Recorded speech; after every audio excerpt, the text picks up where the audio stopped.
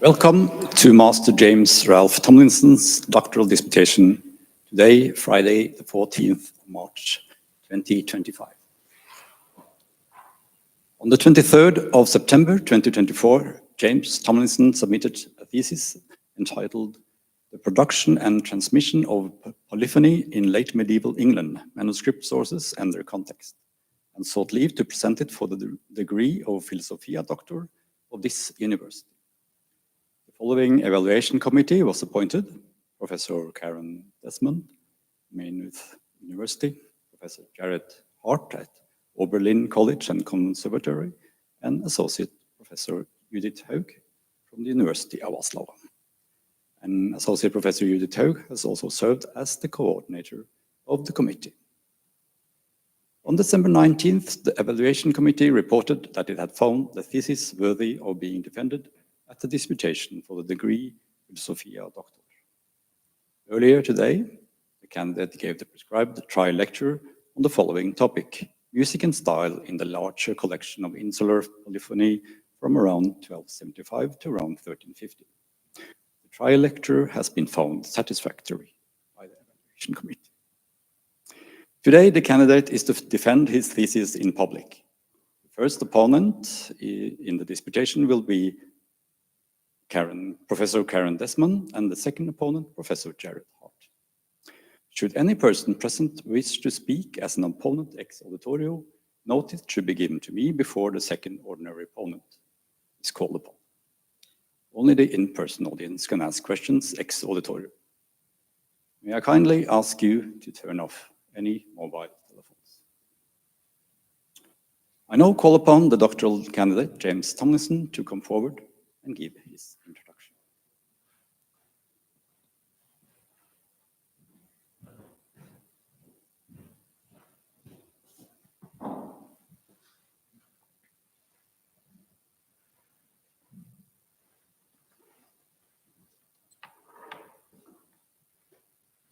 Thank you.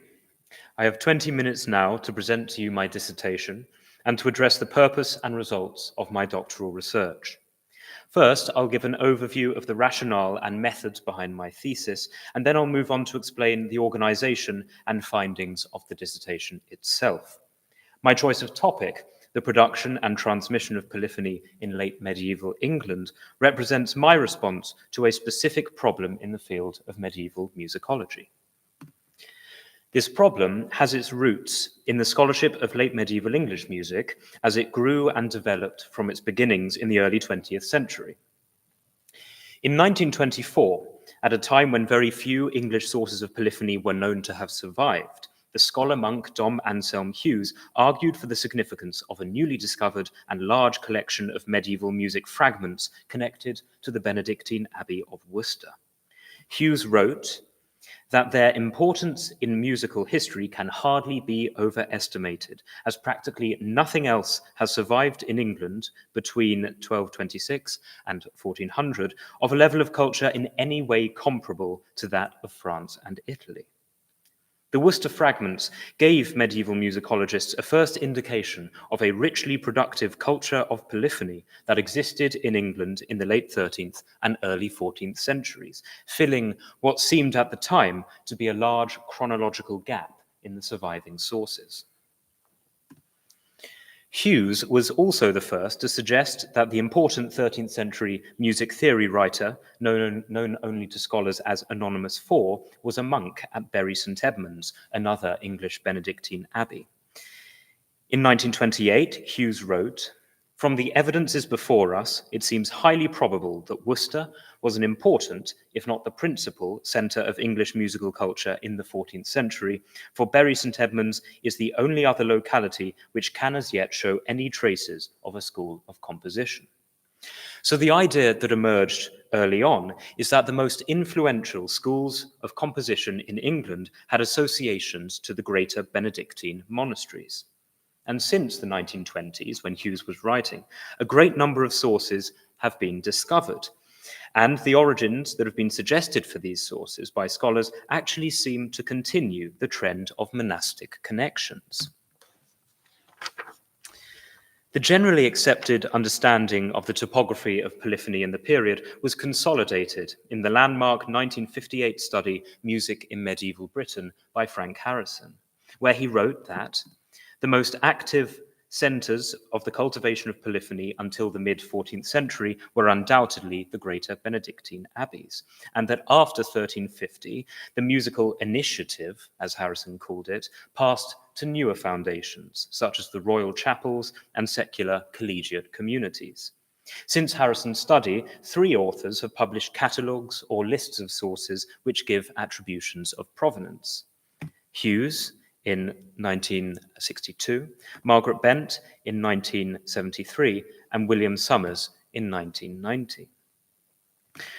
So here is the state of source attributions prior to my own study, using data from those 3 lists and from many other studies of individual sources. Of the 128 sources datable to the 14th century, scholars have suggested an origin for 76 sources, that is, the majority, while the origins of 52 sources remain entirely unknown. And of those 76 attributed sources on the right,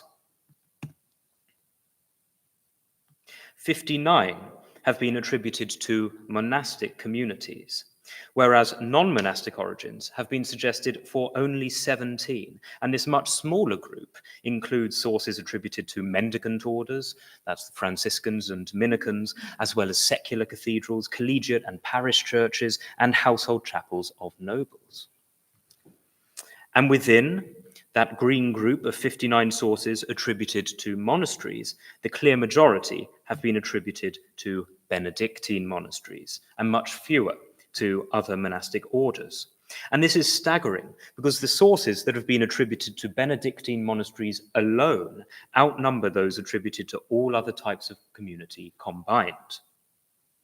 But while the statistics seem to favor strongly Benedictine monasteries as the primary producers of music manuscripts, 2 scholars have warned about the trustworthiness of certain monastic attributions, Christopher Holler in 1978 and Andrew Wathy in 1983.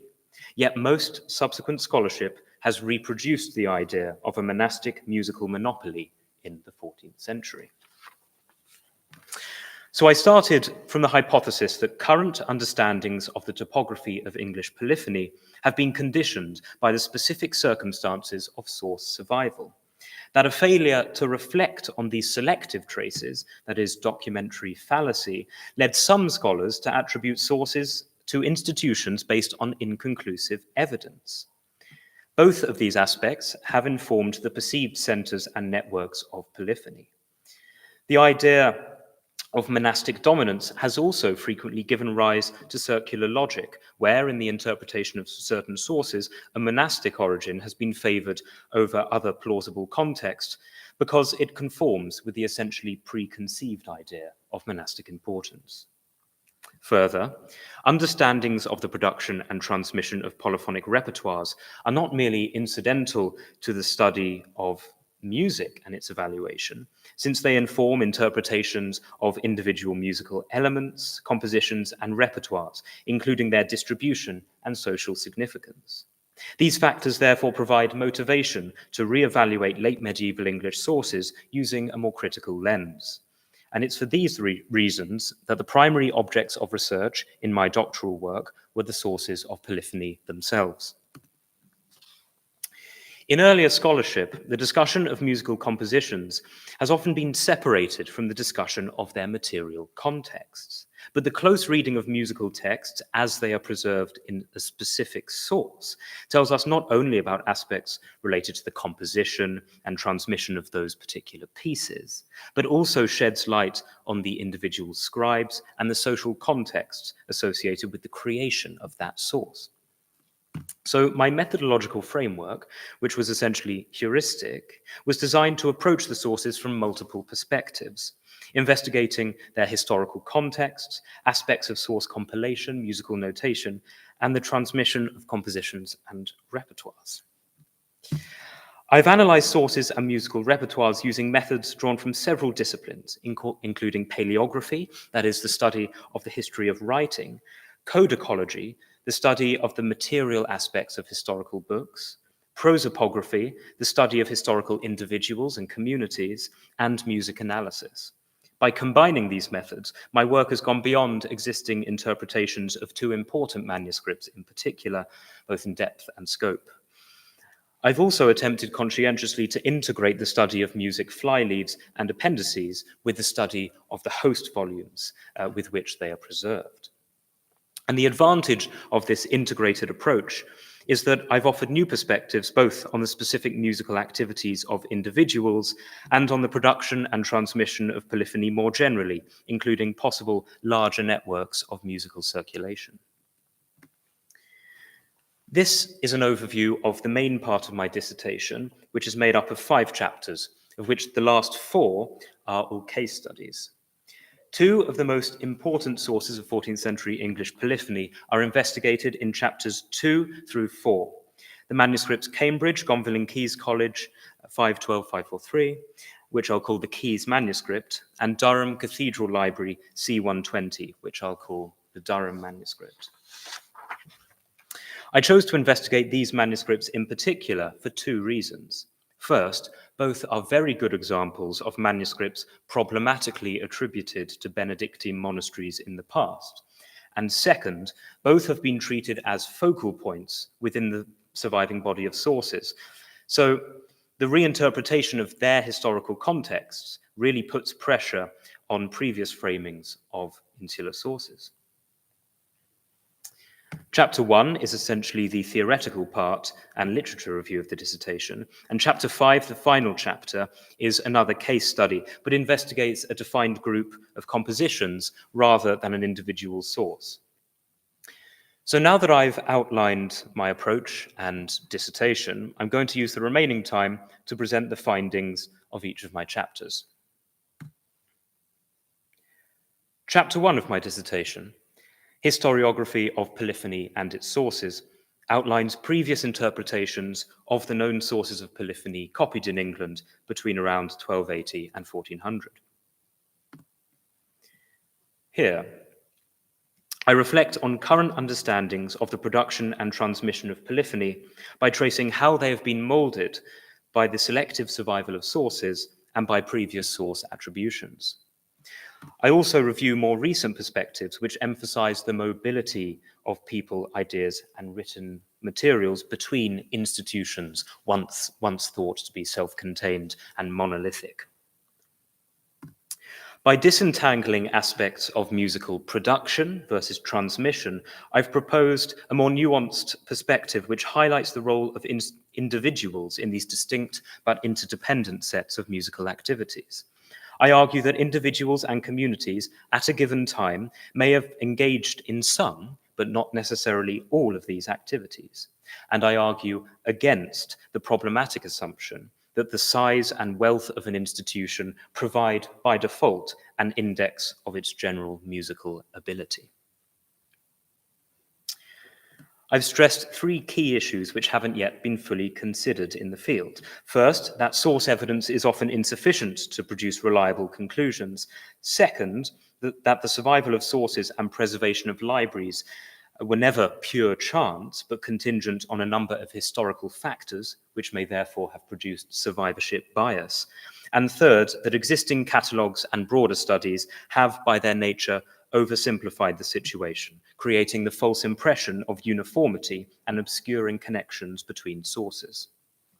I've also questioned some important assumptions, that the earliest known provenance of a source is probably the same as its origin, which underestimates the mobility of materials, overestimating the parochiality, or the extent to which a circulation of a text was localized, of texts that may have had a much wider circulation, and an over-reliance on existing attributions to provide fixed points for the evaluation of other sources. I argue that appreciating these aspects creates new possibilities for the reinterpretation of individual sources and the distribution of surviving sources more generally, as well as new ways of analyzing and presenting data using digital methods.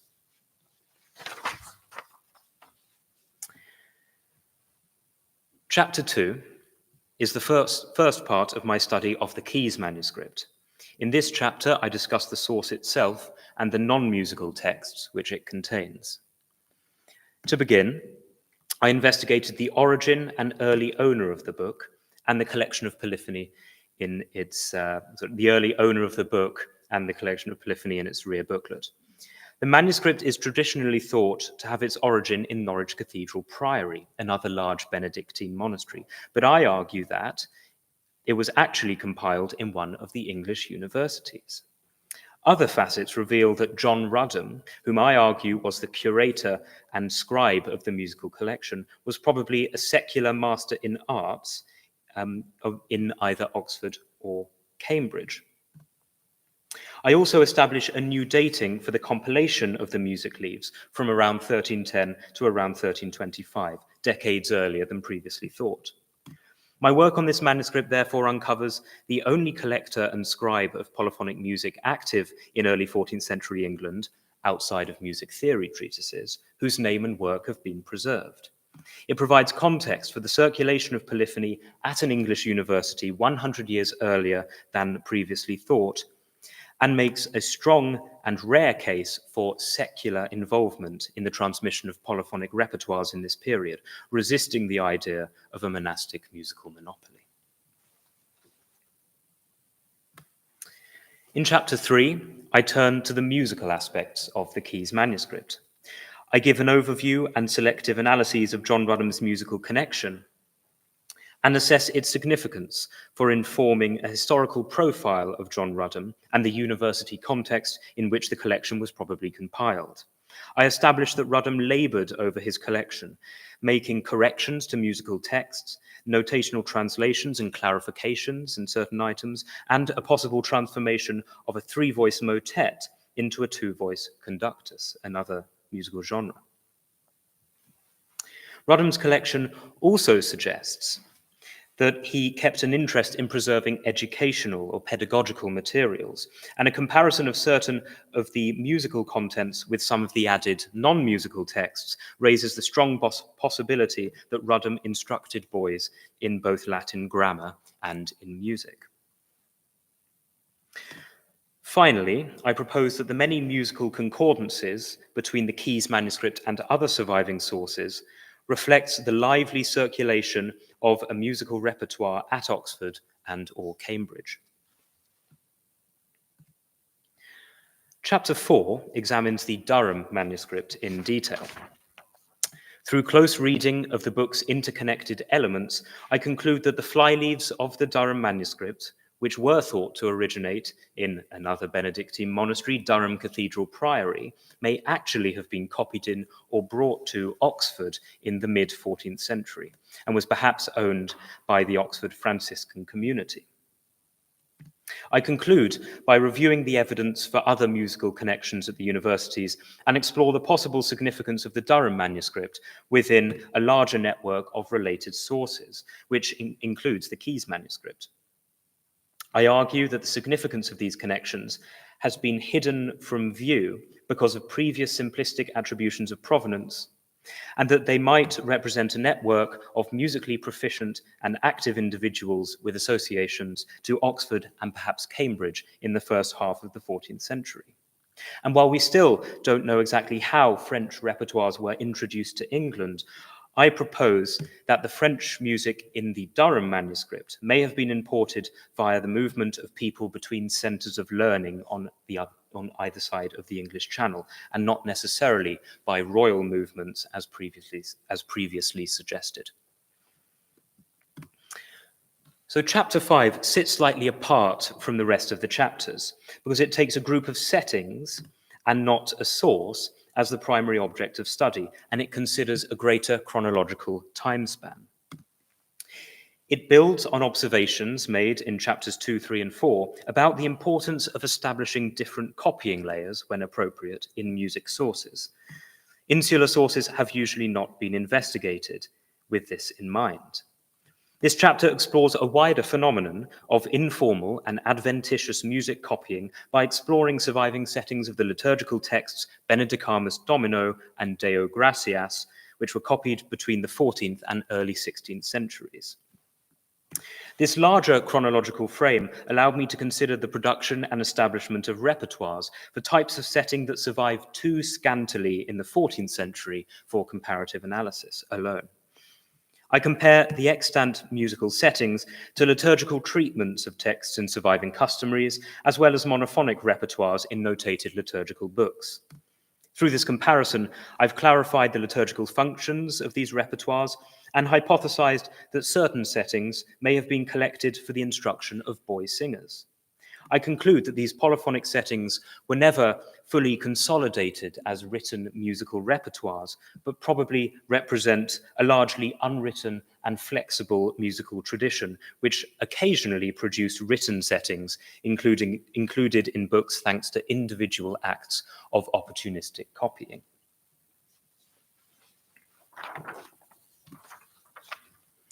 So, my thesis has demonstrated that intellectual paths of cultural exchange in medieval England, for which the universities Oxford and Cambridge were essential reference points, were probably far more significant for the production and transmission of polyphonic repertoires and music theory than previously acknowledged. My findings also suggest that within a university environment in the first half of the 14th century, polyphony not only circulated, but was probably copied and organized to some degree, at least by a group of individuals, and that the lack of surviving material witnesses to this network can be explained by several factors, including the almost total destruction of more informal and ephemeral sources of polyphony, similar to the Keys manuscript. The conclusions offered by this study invite further investigation into the importance of intellectual networks for the cultivation and circulation of polyphony in medieval England. Further, they prompt the need to reconsider many other sources whose previous interpretations, like that of the Keys manuscript, have gone unchallenged. Thank you for your attention.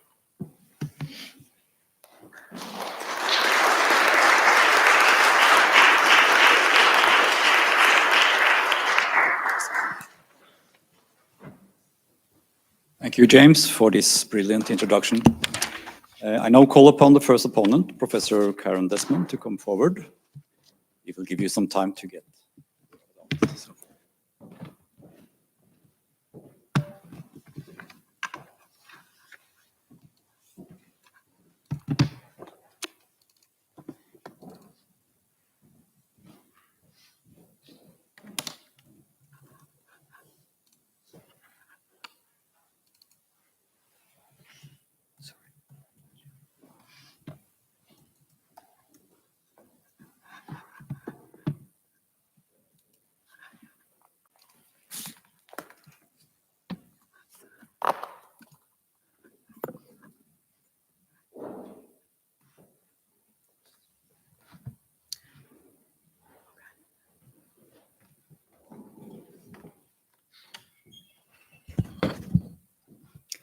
So first off, James, I just want to commend you for this really excellent dissertation.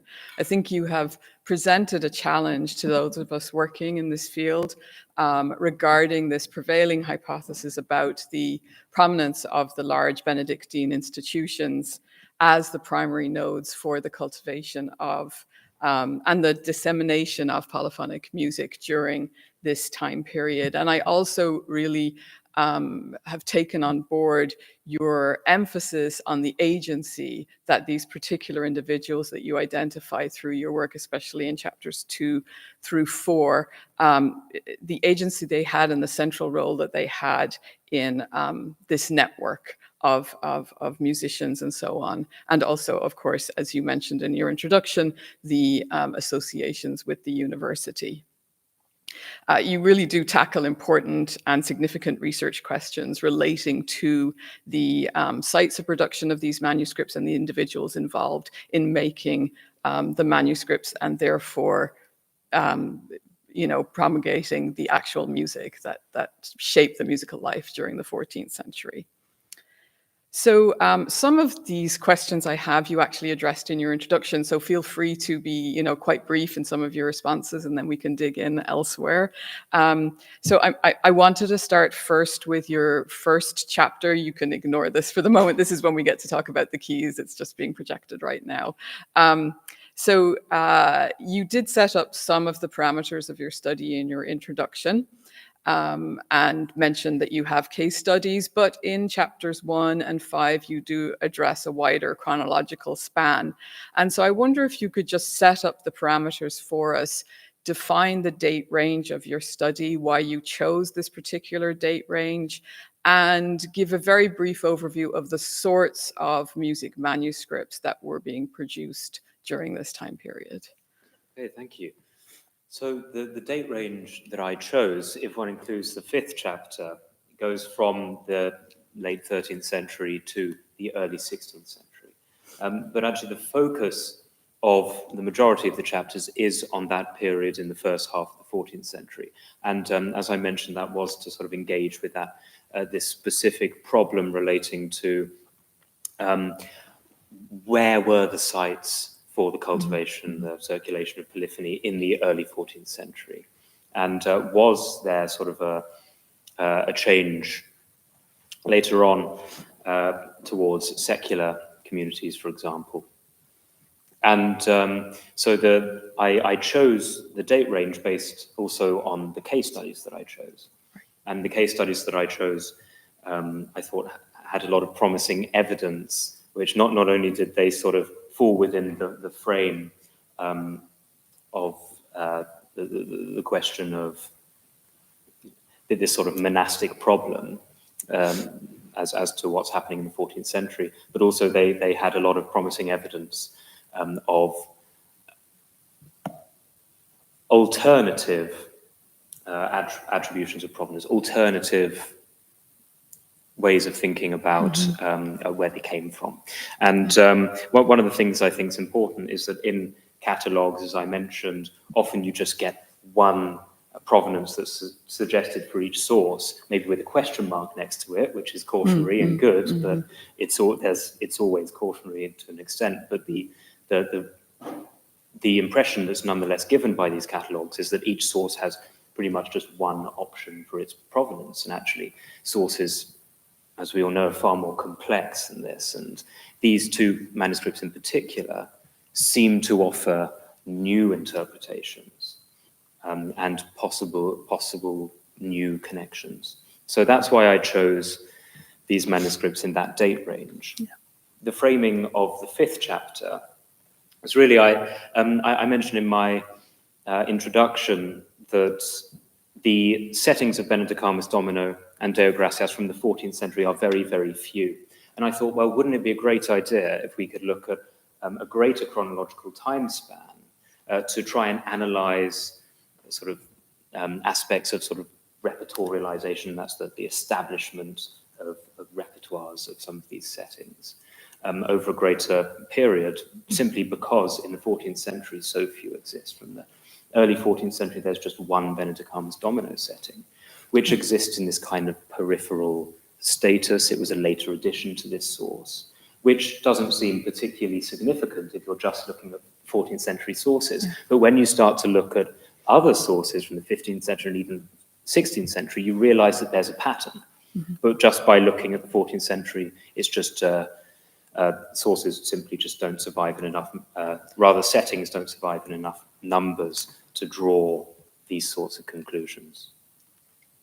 Okay, thank you. Yes, so you just mentioned briefly there this question of mobility, and I think you have very clearly emphasized this throughout your dissertation, the mobility of people and also the mobility of books. And so my second question relates to these ideas of circulation, which is a term you use quite frequently, and the mechanisms by which circulation happens. So, for example, you gave a very good quote on page 27 of the dissertation.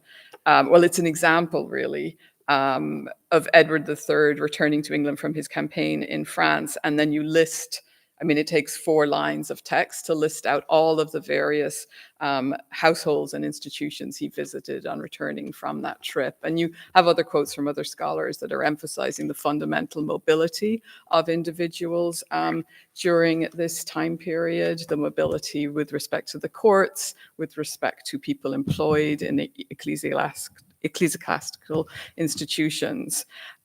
So what I wondered was, and you put up the map there that you had of the concordance map. So what do you think about the concordance situation and how it relates to sort of this movement of music repertories, or sort of broad conclusions that you draw from that, but also keeping in mind, of course, what you mentioned, the fragmentary survival of the sources?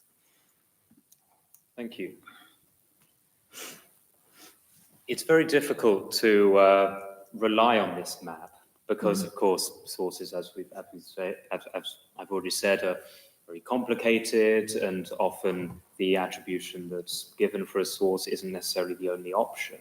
But still, this is the impression that we've got, and those concordances paint a very particular picture that's always under review, of course. But just through the number of interconnections and the length of those lines show really the wide circulation of certain repertoires, at least according to current interpretations of the provenance of sources. But it's, I mean, the map that I put up there is more intended to represent the current state of thinking, or the impression that one gets from these catalogues and these articles, rather than sort of what I perceive to be the topography of polyphony in the spirit of James. Yeah, because I think that the map can imply something different from the reality, in that, like, obviously the map is just showing the concordances, it's not showing what's not concordant. And so in terms of those percentages, you may have a source that has 1 or 2 pieces that crop up elsewhere, but the vast majority of the rest of it doesn't occur elsewhere. And so how are you thinking of that balance between what might have been some very popular pieces that occur all over the place versus repertoires that seem more local, I suppose? Yeah, thank you. So it's very... So I tried with this map and the graphical representation of these source networks to use some sort of similarity index. But that I decided was unproductive because of the nature of the sources. They are fragmentary, right? So a larger source with more connections, or perhaps likely to have more concordances, or rather more pieces that are concordant elsewhere than the pieces that are not, that are unica. So, for example, the Old Hall manuscript is a manuscript that survives in a large part, and so that is when taken with the same indexes one might use for a single leaf or a strip that contains a part of a composition. Yeah. If that single strip contains a composition which is preserved in another source, then 100% of that source is similar to maybe another source that, or rather, like 100% of those compositions are concordant elsewhere. Yeah. So it produces a very high index of similarity to another source. But because it's fragmentary, it kind of inflates that value. So that was difficult. Sorry, remind me of the second part. Yeah. Well, so I think, I mean, one quote that you flagged from Amy Williamson relating to this, which I thought was quite interesting, is that 43% of the extant fragments contain a piece that can be found elsewhere. So that's like almost half of the sources that survive have at least one piece that was known to someone else. So I think that counters this idea that we have, maybe, that almost everything that was happening in England was something that was quite localized and happening in institutions, versus what you're describing as a network of music that was circulating quite broadly. Thank you. Yeah, and a good example, and actually something that that study by Amy Williamson makes clear, is that actually, many of the compositions which have the greatest number of concordances of all sort of compositions of insular polyphony in this period are those that belong to that cantilena genre, the genre of simpler polyphony. Okay. Yeah. And the cantilena genre is also the genre that's been considered like the most sort of localized, independently produced kind of thing, because simple polyphony is just produced by musicians for matins, and then they sort of do it, and then that's it, right? They don't bother to circulate that repertoire. And what those statistics show quite strongly, actually, is that certain examples of these settings, which were simpler settings and to an extent do represent an unwritten practice as well, but even those simpler settings were widely circulated. Yeah. Yeah, I mean, I think it's fascinating. It's a really complex problem and difficult to solve, because you point to Michael Cuthbert's work on Italian sources, but they are very different sources and different rates of survival than what we have from England. And so how to account for, when you as you mentioned, when you have a single leaf versus many more leaves, and how you judge those numbers is difficult. Yeah. And then I had a question still on chapter 1, actually, relating to the infrastructure that needs to be in place potentially for the copying of books, and what supports the copying of books. So, we have relatively good understandings of the support structure, say, within monastic institutions, and the role of particular individuals like the cantor or the sacrist in, preparing, copying books, taking care of books, making corrections to them, etc. Or if an institution has a scriptorium and so on. And then also, say, within the Parisian university system, the Pecchia system of copying books. So within the context of what you're discussing, perhaps, or within the British Isles, what sort of supports or infrastructures are in place for the copying of books, the procuring of books, the sharing of books, and maybe relating them back again to this idea of mobility that's going through your work? Thank you. I mean, as you point out, we do have understanding of certain support structures within certain types of institution, and monasteries. The scriptoria within monasteries that produced books are well known, and one source was even attributed to Worcester because that particular scholar believed that it must have originated in a good scriptorium, and so they assumed Worcester based on that, the evidence of that time. But we now know that there was a more established structure of book lending and book copying and book production, also book copying by professional scribes. That took place in the university earlier than previously thought. So Richard Sharp has drawn our attention to some of that evidence that actually makes a case for a solid structure for the production of manuscripts at a university in the 13th century. Whereas before it was really considered that monastic scriptoria were the sort of centers of book production. And for the ownership of books then, so individuals owning books? Or... So it's difficult because books of polyphony specifically didn't seem to have been kept in libraries. They weren't the kind of books of polyphony that you would chain to your library to make sure nobody stole them, probably because nobody really cared about them, apart from the person or people sort of that were active musically. But nor do we know that books of polyphony were kept with the sacristan in the sacristy, or with the other liturgical books necessarily. And it's difficult to place these items. And I think thinking about the individuals is the most important thing, because even the books that nominally belonged to the library in a monastery, for example, many of them were usually on loan to individuals within that community.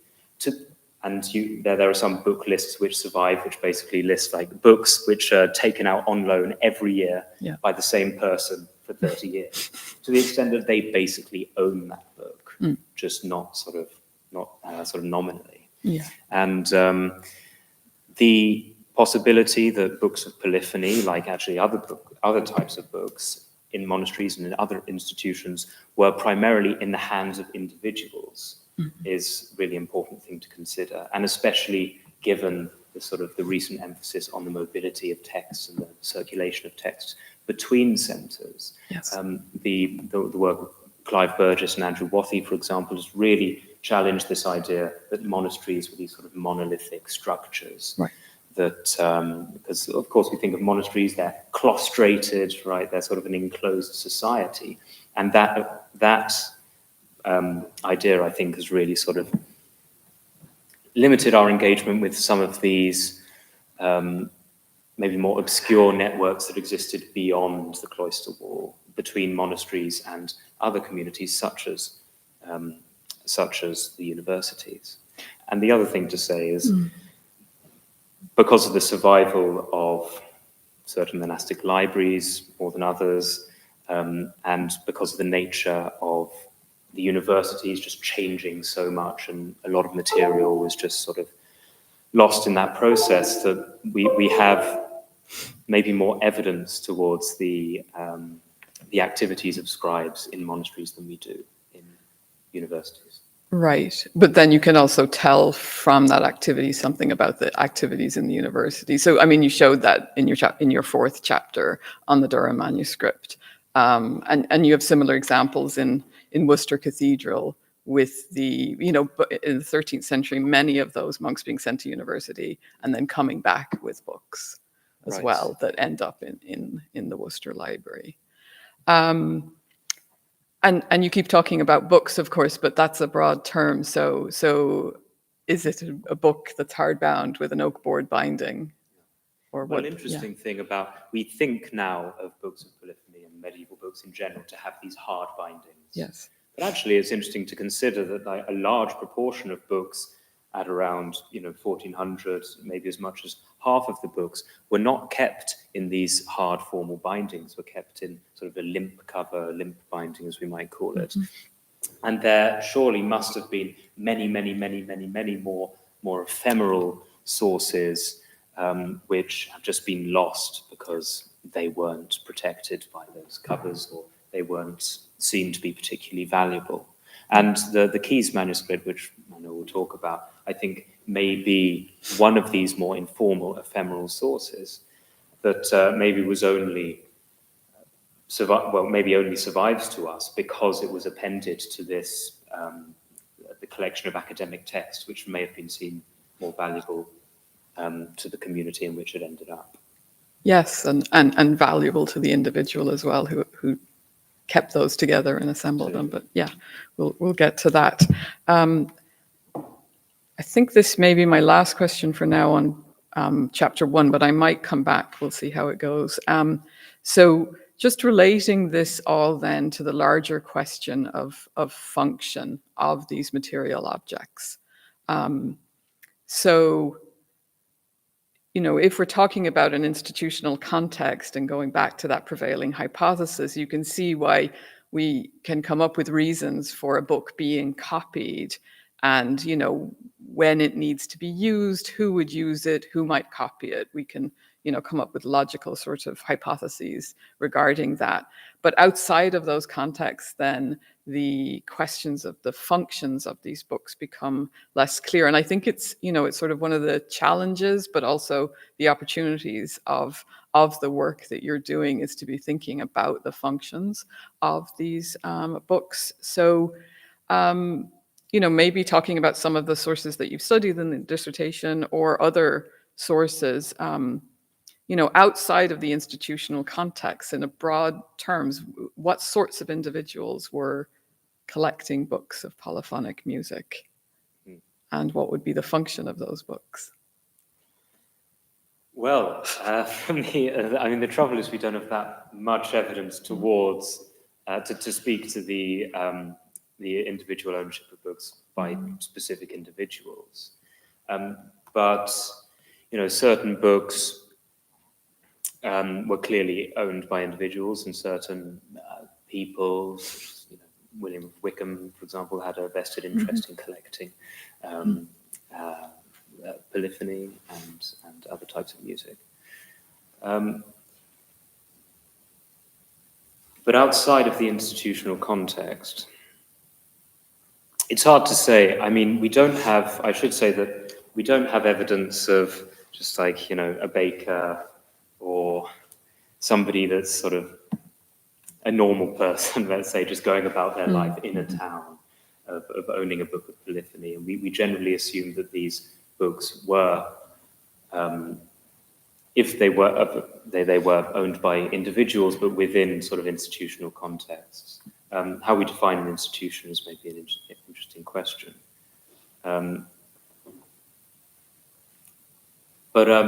Yeah, I'm not sure about individual ownership of books of polyphony outside institutional contexts. I guess a trace of that, maybe not outside institutions, but between institutions, we have evidence of sort of mobility. Yeah. I have an example actually.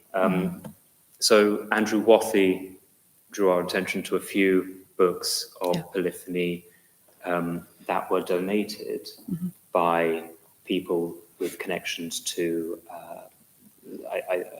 formal institutions, as we might consider them, maybe monasteries or elsewhere. I think a couple of them are bishops, and they donated at least 4 books to different parish churches in England.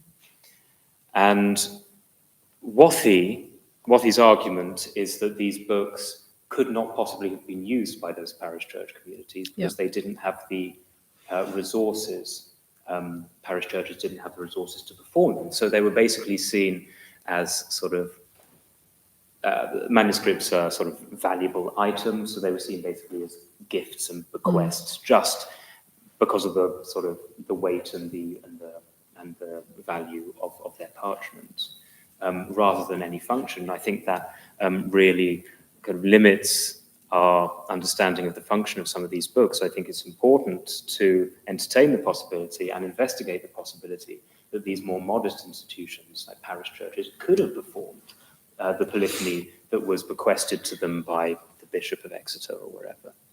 Because we really have, it's unfortunate that we have so little evidence for music making in parish churches, but all you need, so I mentioned in my introduction this, what I see as a problematic conflation between the size and wealth of an institution and its general ability to engage in music. But really, all you need is 2 people to make polyphony.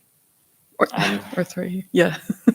Or 3, well, yeah, sure. Yeah. I mean, to perform some of the motets, or 1 guy on the organ or something like that.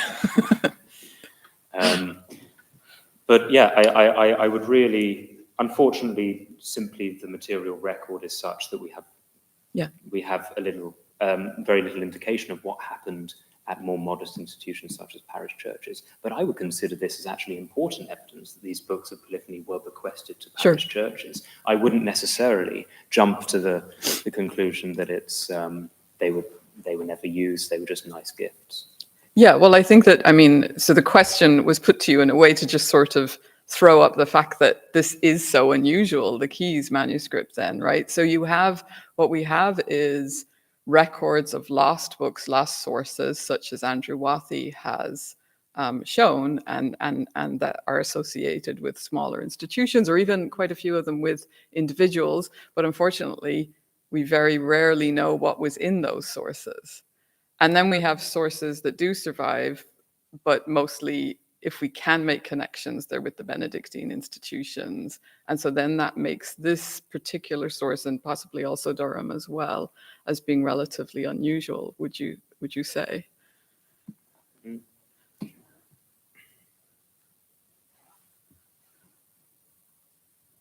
Sorry, would you?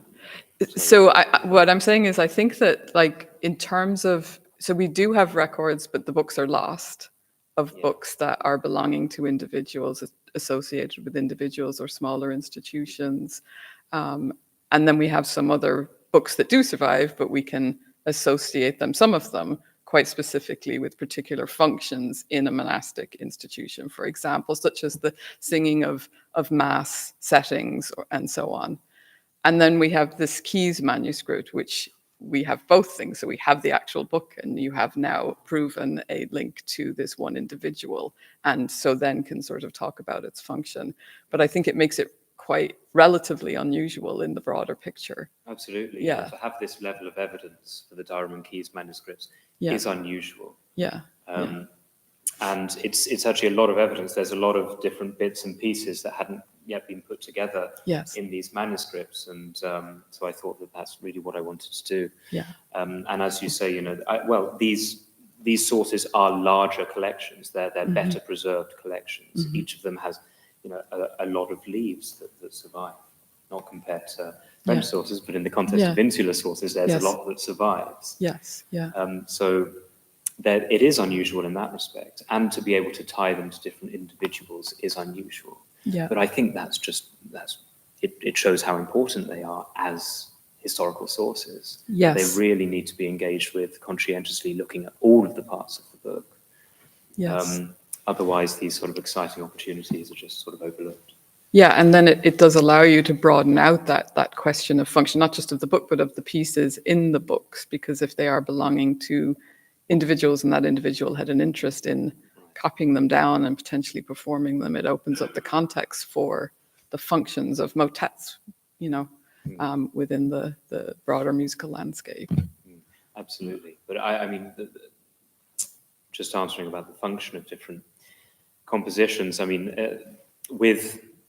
into the repertoires, with many kinds of repertoires in different places, the really defining what their function is, their specific function is, if it's within the liturgy or outside of the liturgy, or in a space maybe formerly known as paraliturgical, so processions, or in a more informal context, it's really difficult to say. Because these collections, the motets and also the cantilenas that we have in the Keyes manuscript, they don't, unfortunately, really tell us where the pieces were performed.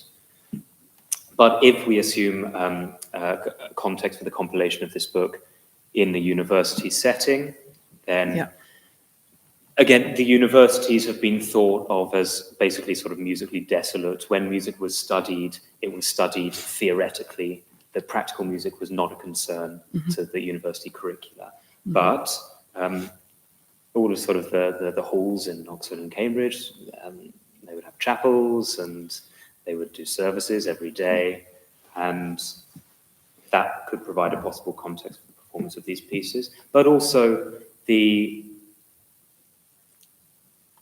possible context for performance of Polyphony, which are more informal. So just you getting your mates together and trying out this new motet. These sorts of contexts, which also very likely facilitated the circulation of repertoires, are not really sort of in the centre frame of our view. Yeah, and then if you have a source like this for which there are a lot of concordances in external sources, you can then sort of broaden out that consideration of context, because you can see the context that it's being copied here versus in another source and how that differs or is the same. Okay, so maybe we can move on then to, I'm not going to be going into detail in every chapter. We've sort of divvied up the questions a bit, but I'm going to have questions on Keyes and then also on the Benedicamus Domino. So let's have a look at Keyes for a little while.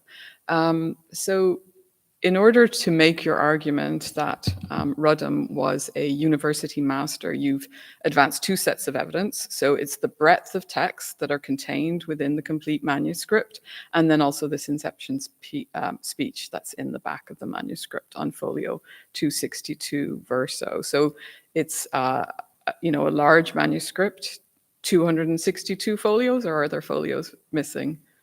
But roughly. Yeah, they're a bit more because Rudham's foliation is a bit inconsistent. Okay. So at least 260 folios of a manuscript. So I thought it would be useful for us to get a sense of his presence throughout this manuscript. Because you mentioned it's possible that he may have been a scribe of some of the internal gatherings, or at least that he might have added titles to them. Perhaps he added annotations. So what I thought might be useful, I think we have copies of this, but I can also put your table up on the screen, I think. You've given a table of contents, which is on, is it page 52, I think it starts? Yeah, it's on page 52 of the paper copy. Maybe you could just sort of go through this, and it doesn't have to be item by item, but where is Rudham in this manuscript? Where does he crop up? So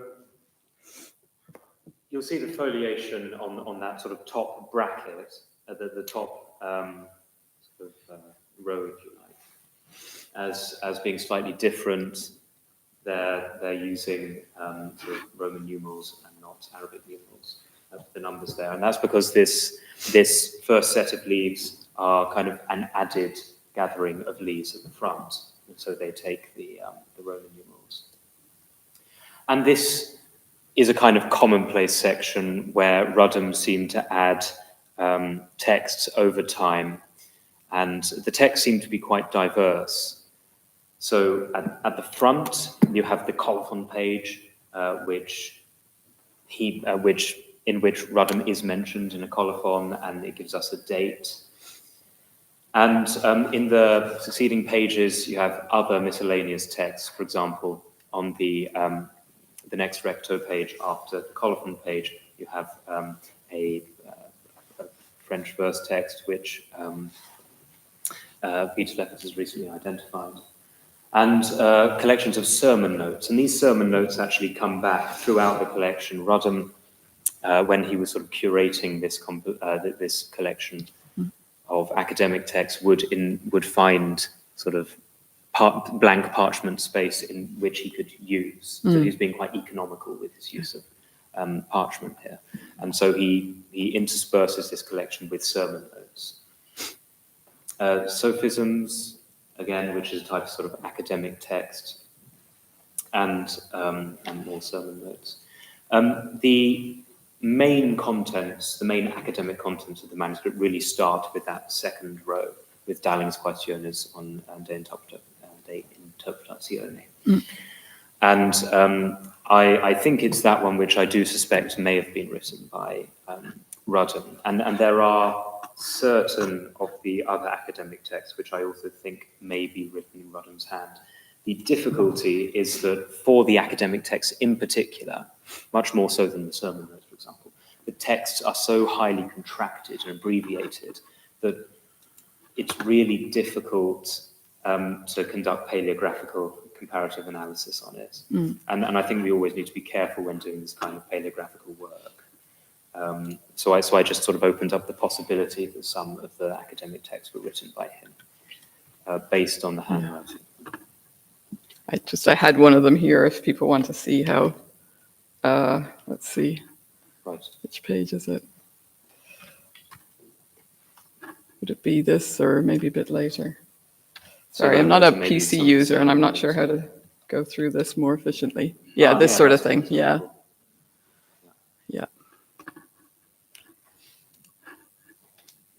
Yeah, so then going through, does his hand crop up as annotations through these texts too, or? So the kind of context, the kind of function that Rudham's annotations often take is that of kind of curatorial work. So he's labeling things. At one point, at the very bottom at the end of a gathering, he lists basically everything that's sort of come up so far. Yeah. And there are several.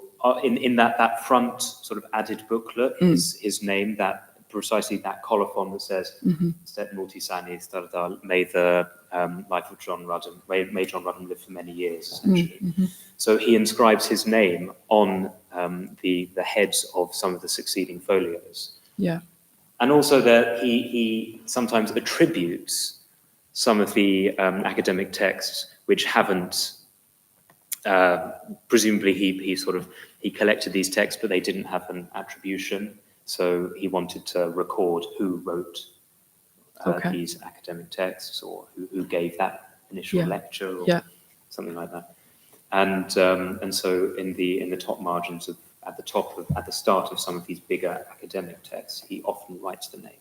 Yeah. And it's actually interesting. At one point, he doesn't know. He says Delaide, or is it De Insula or Delaide Nescia? Oh yeah, that's right. Yeah. I do not know. So it's one of these guys who wrote this text, but I'm not exactly sure which one it is. And so you would say that his hand is possibly in every fascicle of this? So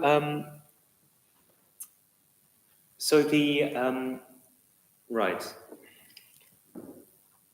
I mean, I don't know. Okay. I'd have to go back That's and look unclear. through every Yeah, single yeah. page. Yeah. But it's possible. Yeah. It's possible. I just need Okay. to look through every single page. But certainly his hand is present through much of this book, including both the added booklets on each end Yes. and in the main contents. That's an important point. His hand is present Yeah. throughout. Okay. Of course, one of the big unanswered questions in chapter 2 is which university. So could you summarize the arguments for Oxford and for Cambridge, please? So we think that John Rudham was from Norfolk, and the closest university to North Norfolk was Cambridge University. And there were certainly connections between Norfolk people and Cambridge University. Edmund Gonville, for example, was, I think, at one point rector of Terrington, which is a parish in the northwest of Norfolk, and he then sort of refounded Gonville and Caius College, which he then called the Hall of the Annunciation. And in doing so, sort of some of these figures made large bequests of books and rather donations of books to newly founded or refounded Cambridge colleges. That might provide a context for how this book ended up in Cambridge.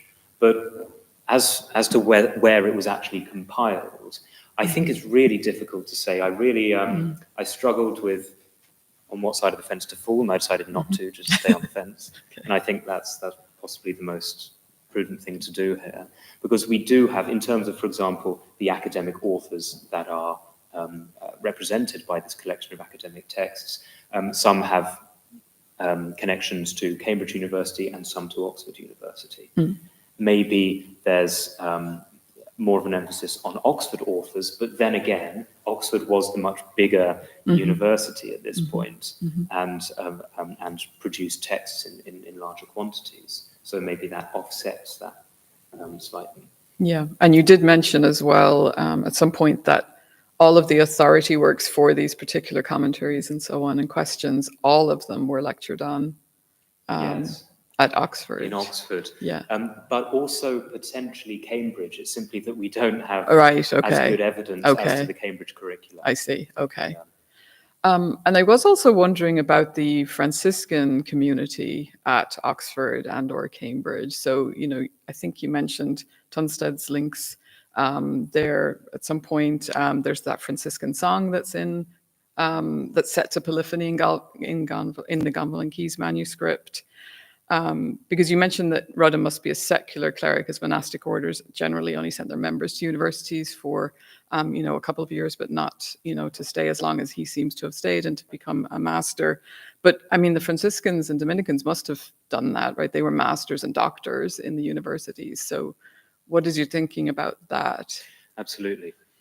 So universities were sort of melting pots for delegates coming from all types of community and institution in medieval England. And most of, pretty much everybody who came to the university had training in arts. Arts was considered a kind of fundamental training course.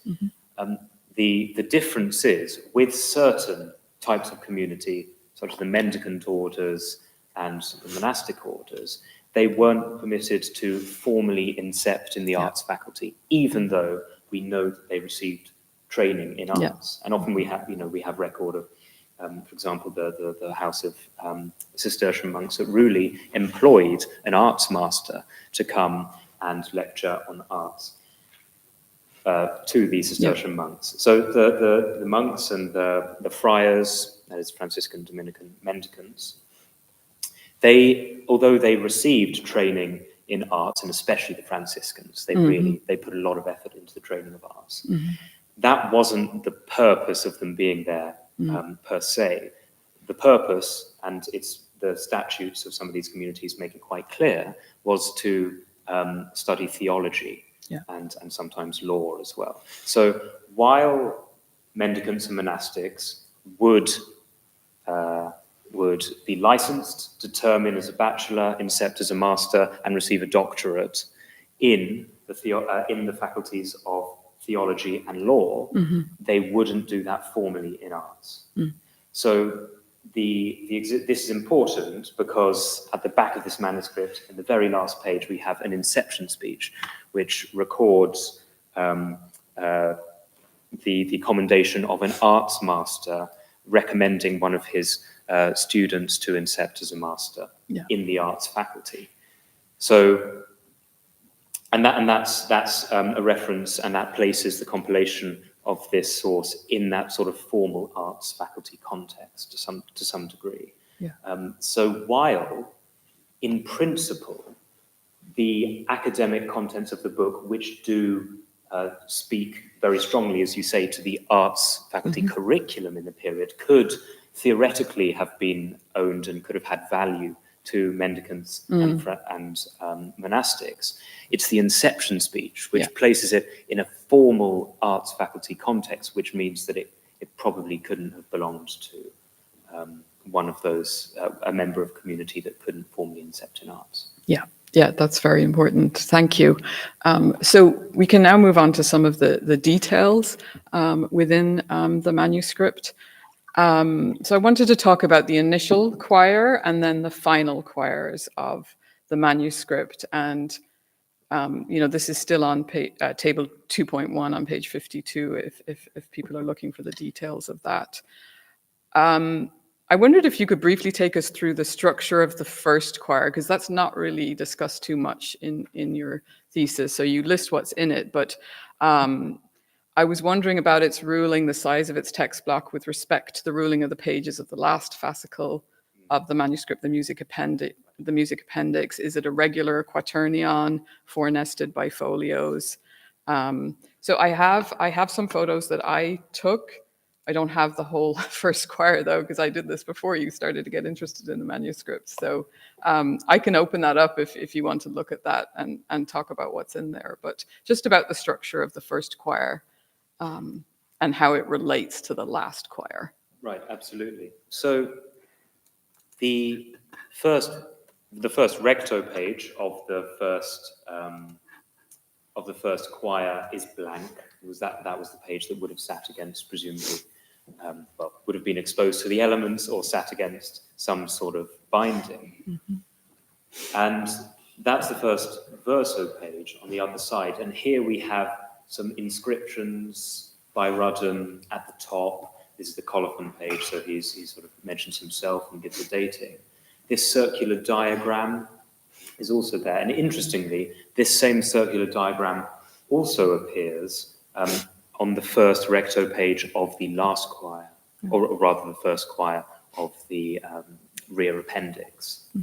And this circular diagram was recently identified by Peter Leffert as a computus diagram. So it relates to an aspect of sort of mathematical teaching, and in the universities they had an 8-day course in computus, and this is basically called a Sunday calendar or a Dominical calendar. It was designed to calculate when Easter falls during the year. And then we have a French text, which is simply labelled by M.R. James as a sort of a French text in verse, or something like that. And does that keep going then? Yeah, that keeps going. Okay. And eventually you get to a set of sophisms. I might have skipped those, but this is folio 5 then. It doesn't matter. You don't need to. I'm not asking you to identify this is not a quiz. But I just wanted to get a sense of what's in the first choir. And then when we look at the last choir, it sort of helps contextualize it a little bit. Yeah, it's a good point. So there are similarities. Yes. So there are similarities in the fact that both contain sort of sermon notes. Right, which are these, I think, are they? Or well, right, yeah. Yes, exactly. Yeah. So Rudham writes his sermon notes in a slightly more sort of unabbreviated hand. It's still abbreviated, but not as much as some of the main academic texts. Yeah. And it's been ruled, you mentioned the ruling, yes, with those smaller ruling dimensions that you find in some of what I interpret to be the later layers of copying in the rear booklet. Yeah. So... and is it, the other question was, is it like 4 nested bifolio? Is it regular in structure? Yeah, it is regular in structure. Okay. Exactly. Yeah. So it's so the original binding was sort of redone there in the 40s. In the early 40s, there was a flood, and the manuscript sustained a lot of water damage. And then in the 80s, it was rebound. But the binders did a good job, I think, of preserving the original structure by placing sort of nice little sort of paper sheets to indicate the original collation of the manuscript, even though the original binding is gone. Still, we have a pretty good indication of the collation of the manuscript from the work of that rebinder. That's good. Yeah. Okay.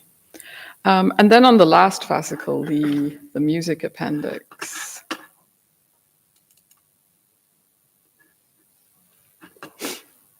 So I have a comment first and then 2 sort of larger questions about your hypothesis regarding the compilation of this last fascicle and the layers of activity that you propose for it.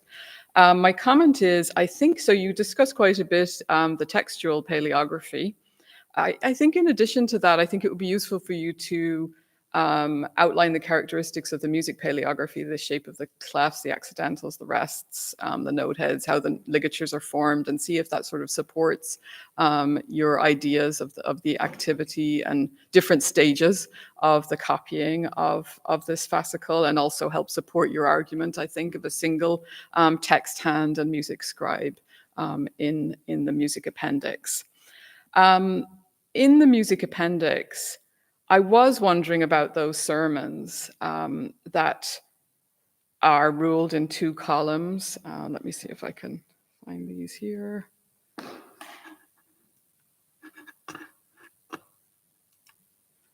Okay.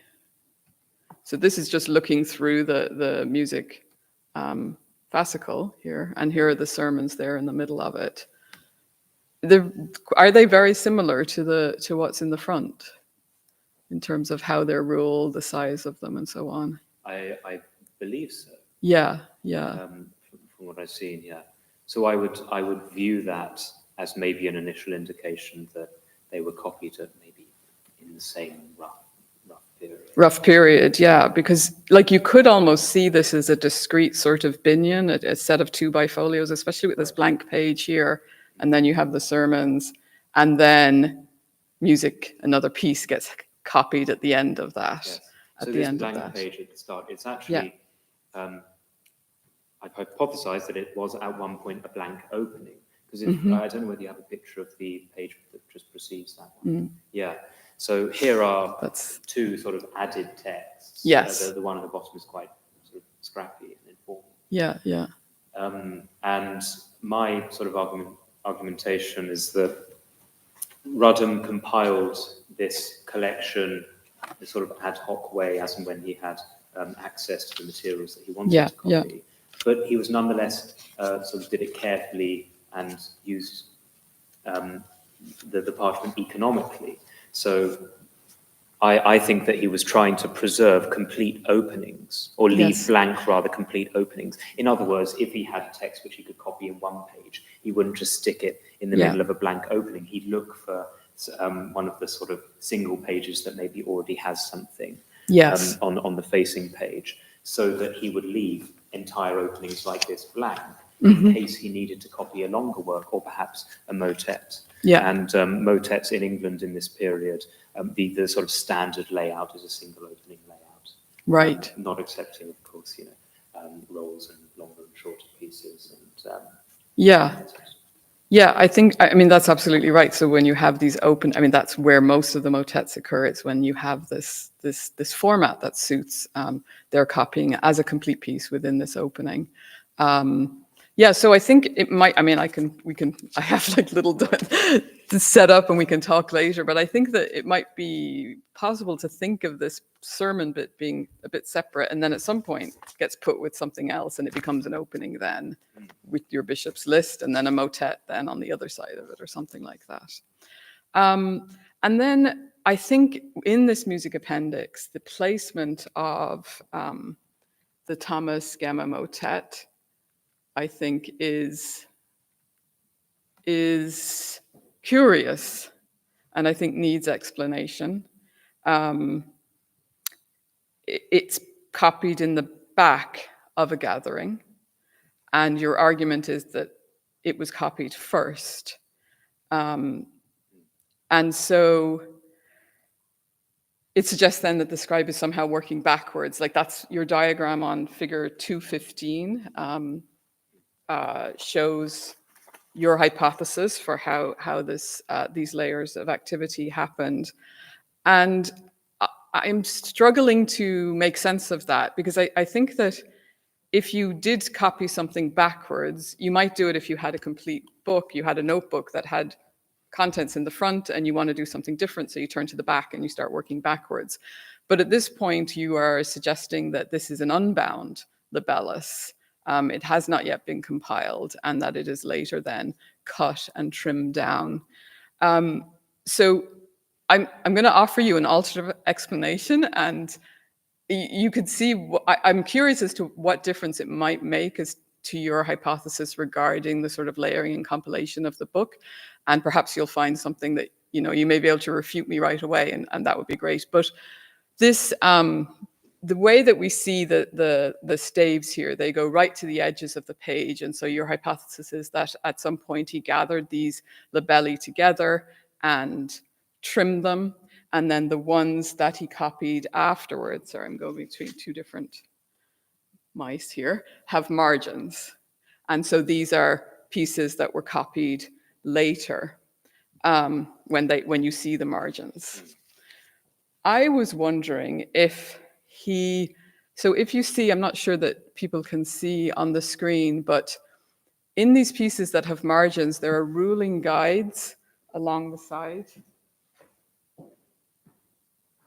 Here. And the clefs are placed in the guides, but not on the staves. And also, well, this isn't a good, well, it's okay. Also, he's quite messy with the ends of the stave, so he doesn't really follow the guides. His lines kind of go over them. He's not very careful. And then when you get this page, the clefs are in the staves now, where the manuscript is not trimmed. They're not outside.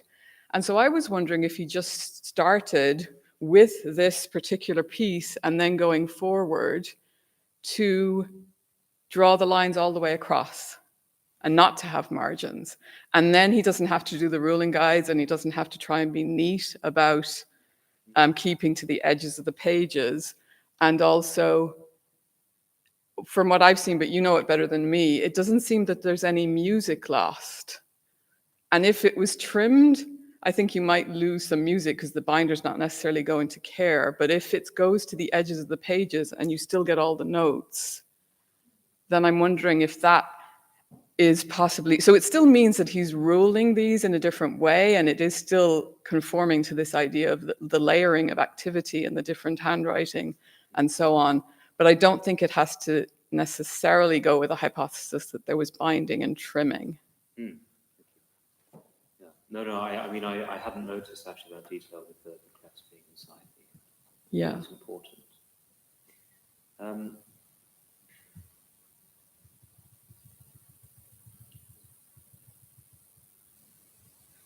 Something obviously I'll have to process. Yeah. With the evidence. But so maybe you could explain to us the relationship between, like, when you were thinking about the trimming and the dating of the manuscript and the compilation. Right. Yeah. So So I viewed as sort of, I interpret this as there was some kind of floating sheets of parchment which Rutten began to copy a perhaps musical collection onto.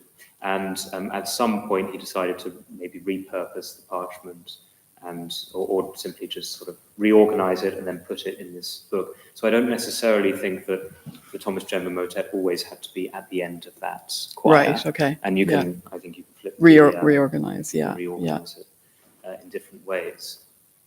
And the other thing I'd say is that I don't necessarily think that the binding and the trimming had to happen at exactly the same time. So it's possible that my hypothesis about the trimming and the or rather my hypothesis about the text block dimensions pertains really to the trimming. But it's possible that the trimming happened before the binding, or that these sheets used to be in a binding, then they were sort of dismembered and then reused and reorganized. And made to fit the size of the additional choirs. Yeah. I mean, maybe, I don't know. But I think that it, like all of it anyway, still goes towards this hypothesis that you've put forward regarding the sort of the ad hoc compilation, and especially, when you talk about the motet at the beginning that's now upside down, that was possibly just one bifolio of a piece of music, and so he's collecting these in different sorts of ways. I think it really sort of speaks to the activity and the practical use of this book and the nature of it. And that this, if it is true that the lines go to the end of the page, it's also that handwriting is a lot. It fits with what you were talking about the change in the handwriting and the inks, that he's trying to do things a bit more quickly, or so. Like at some points, like you were pointing out the finer nib and the black ink, right, and the more care that he takes with some motets, like Tu Kivium and so on, that he's changing how he works with music, which speaks to your hypothesis of this sort of, decade or so that he's working with these materials. I mean, I would say that the pieces which I interpret as sort of belonging to, that later period where his hand is maybe changing a bit, do have those smaller dimensions. Exactly. They are ruled with the, if he's taking, I still think that fits with the theory that, unless I've misunderstood, that the pieces with the greater text block dimensions sort of came before, and then he decided to sort of take more effort over the pieces that he copied later by doing the rulings. And proper placement. It could be vice versa too, though. I think that's difficult to. Depends on whether we think we get sloppier or more tidy as we age. But what I'd say to that, in terms of could it be vice versa, is that it's not only the paleographical evidence of the music itself, but it's also the surrounding texts. Yes. So the hands, the specific features of the hands that we see in the texts that are accumulating around these musical items suggests quite clearly that certain features are earlier in Rutten's hand and certain features are later. And based on that evidence, it seems quite clear that these pieces with the larger text block dimensions were probably copied first. Yeah. Okay, so we have a few more minutes. I'll just go to the last chapter, the Benedicamus chapter. And So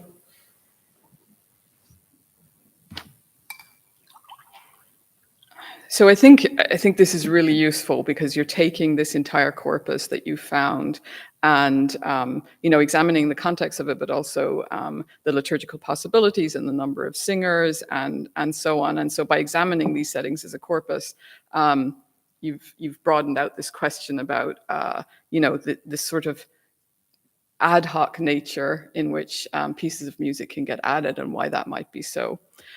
So I wondered if you could just sort of go through, again, not one by one, but just in broad terms, this table that you've compiled in 5.1, the types of sources that you're finding these types of settings in, the Benedicamus and the Deo Gratias, their level of formality, their presentation, their production quality, and the nature of their, insertions, and whether anything is known about any of these sources, origins, secular and monastic institutions, or so, and so on. Absolutely, yeah. Thank you. I mean, this is quite a long table. Yes. Of all the sources of Benedicamus Domino and Deo Gratias, ranging from around 1200 there to the early 16th century. Mm. But the nature of the sources in which these settings are preserved is very diverse. There's really a lot of different kinds of source that are preserved in different ways to different extent. Mm-hmm. So, for example, Lincoln's in 146, which preserves half of a three-voice Deo Gratias setting, just survives in sort of a strip like this, and half of it is sort of missing. So, whereas something like the Pepys manuscript, which is probably at the other end of that spectrum, is much later, and it represents a body of Benedicamus Domino settings, which seem to be much more organized, much more sort of copied in a formal way. But there is a pattern when you look at specific sort of clusters of composition. So, for example, the 14th century settings of Deo Gratias do seem to tend towards later informal insertions in books of polyphony or collections of polyphony. Right. Okay. Whereas, if we take the Deo Gratias settings and we look just tip over into the 15th century, then it seems like there's a greater tendency to include Deo Gratias settings and certain Benedicamus settings, in fact, in notated liturgical books. So there's a change of context there, which I think is quite interesting. That in the earlier period, these polyphonic settings survive as opportunistic copying, as sort of having been opportunistically copied, where there is space on a stave after the composition of another piece of music. And when we're talking about the Deo Gratias settings, it's interesting to know that the 14th century settings tend to appear alongside settings of the Mass Ordinaries, or the Kyrie, Gloria, Credo, Sanctus Benedictus. Although not the Kyrie. So there is tendency in that regard, and that does provide some sort of context for these settings, that they may have been therefore intended for performance at Mass rather than as a response to Benedicamus declaimed the office, for example. And later on, we do finally get some sources which seem to be well preserved and more sort of formal copying of some of these settings. But there's no real indication that these settings had sort of become an established and shared repertoire beyond the individual or community that produced those particular manuscripts. And so, because of the lack of concordances, it's difficult to establish any sort of concrete patterns of sort of repertorialization. Yeah. Although it does seem, for example, in the case of the late 15th century Pepys manuscript, perhaps produced for the Almonry School of Christchurch, Canterbury, which was a free school, and they employed priests there to sort of for the instruction of boys. That this repertory might have been intended, organised to instruct those boys but to teach them how to sing polyphony, or to give them a repertoire of Benedicamus Dominos to be sung in the liturgy, sort of from a more functional perspective. Yeah, and that relates then to the second question I had, because you discuss how many of these compositions that you have compiled here are not based on known plain chant melodies for the unknown Deo gratias or Benedicamus melodies, and you suggest that that might be a reason why these then end up getting notated, whereas this particular moment might have been performed polyphonically as part of an unwritten tradition, but these are notated because they're not based on known melodies.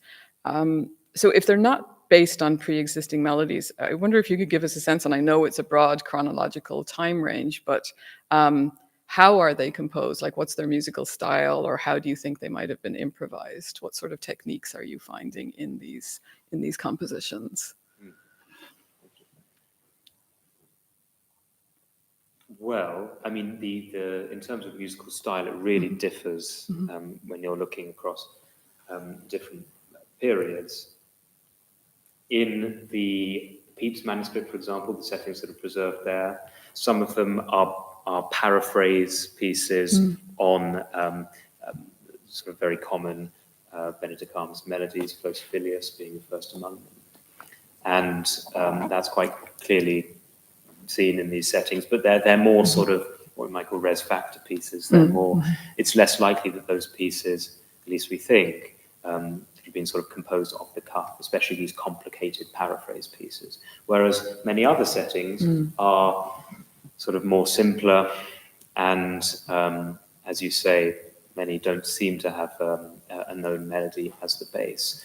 In England, there's a tradition of sort of, as we discussed a bit earlier, writing sort of foundational parts that are newly composed, and it's possible that they were still improvising sort of super librum upon the book, upon a melody, but just that melody didn't happen to be a chant melody. It happened to be a melody that somebody just wrote out and then say, okay, we'll sing a setting based on this new melody. Yeah.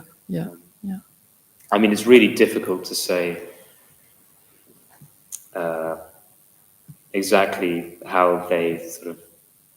It's difficult to tease apart the sort of the question of sort of orality and at what point do pieces get written down? Is it that they're improvising a piece and they think, oh, this is really complicated but good, and I'd like to somehow capture this in some way?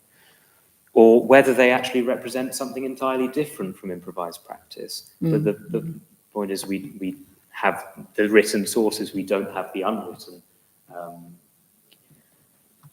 music. So it's difficult to say. But I do think that the contribution you've made here is providing these transcriptions of some of these compositions that have not previously been transcribed. And so, it was just really interesting for me to see the range of sort of techniques and types of pieces they were. And I think that's a good contribution of this chapter also. So I think that's my hour, and that's all my questions. So that worked out quite well. Thank you very much. That was excellent. Thank you.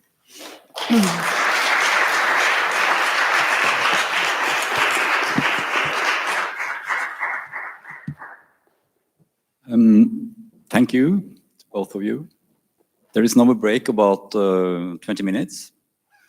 Should any person present wish to speak as an opponent ex auditorium, notice should be given to me during this break. So these proceedings will continue at 2:10.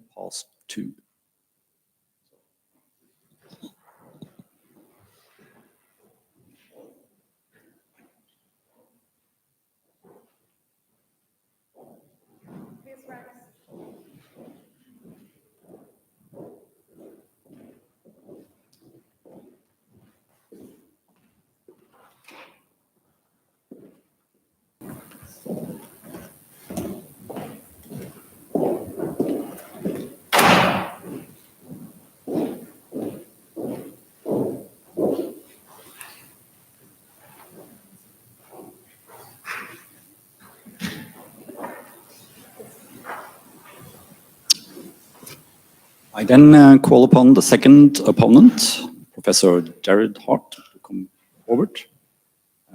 Candidate, please take your stand.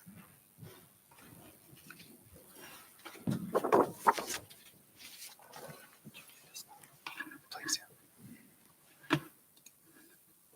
I'm at full screen. Could you go back to page 1? And is it still the arrows? Yep. Okay.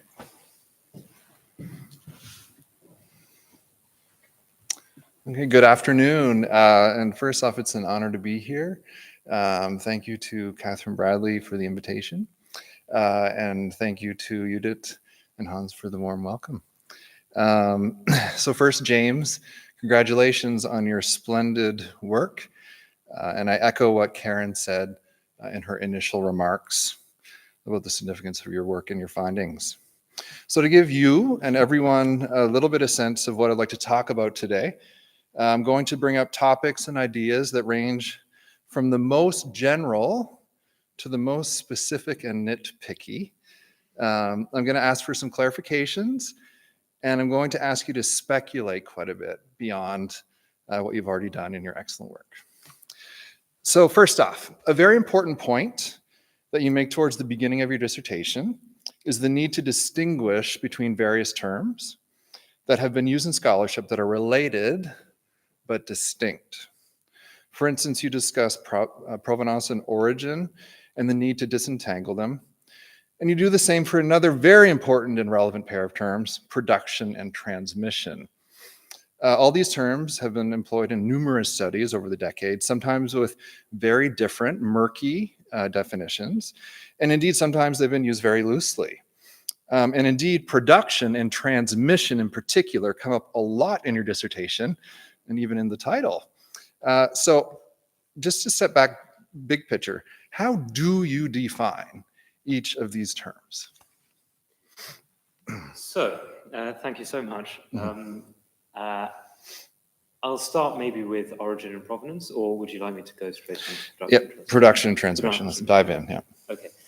So I view these, as I explained a little bit in my introduction, as sort of sets of interrelated activities.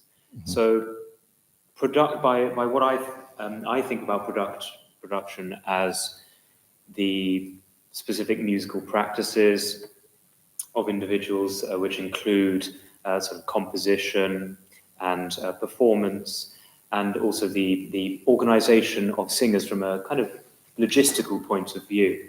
And looking back over the literature, you're absolutely right that I think the production of polyphony has been used in a kind of vague way. And for example, the way that Frank Harrison was talking about it, if you read around, actually, it's quite clear what he means. And he's talking specifically about the organization of choral forces. And an important thing to consider is he's sort of looking back from the later periods, maybe his sort of bread and butter of the 15th century polyphony, and looking from that point of view at how choral forces developed over the preceding century, and how those are reflected in the music. But that's just one aspect of several. And transmission, as different from production, I view as more to do with the circulation of repertoires and sources, and the establishment of repertoires. So the establishment, maybe over time, of kind of a shared repertoire or interrelated repertoires that kind of maybe travel around or are known by multiple people. And I thought that it's very particular that we distinguish between these two terms, because the way that production and transmission, seen all together, sort of rather conceptualized all together, has been seen in the past, is that it's basically just sort of a scale of, I described it as sort of an index that measures the general ability for institutions to engage in musical activity. So like they do or they don't, or they do a bit, or they do a lot, or they are the epicenter, like Worcester, the epicenter of music in this period. But I think that the discussion really needs us to disentangle these elements because, for example, it might be true that certain centers, geographical centers, at certain geographical centers, polyphony was circulated and collected and organized, but maybe it wasn't performed and composed. Right. And and performance and composition are considered to be the most important musical activities. They're the activities that we think of firstly when we think about the production of polyphony. But even if, for example, as I hypothesized, the universities, so I think that polyphony could have been produced, could have been composed and performed and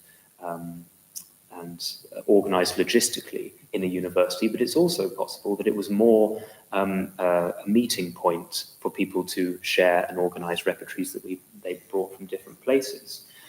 But that's not to say that it wasn't important. Mm-hmm. And by treating sort of transmission not just simply as kind of a byword for concordances, mm-hmm. like that, but actually as a way of communities and geographical centres sort of interacting with music, gives places like Oxford and potentially Cambridge as new significance, musically speaking. Thank you. So production then is a lot of things. Production is the composition of polyphony, is that right? Yes, yeah. And the copying of polyphony? Yes. And the performance of polyphony? Yes.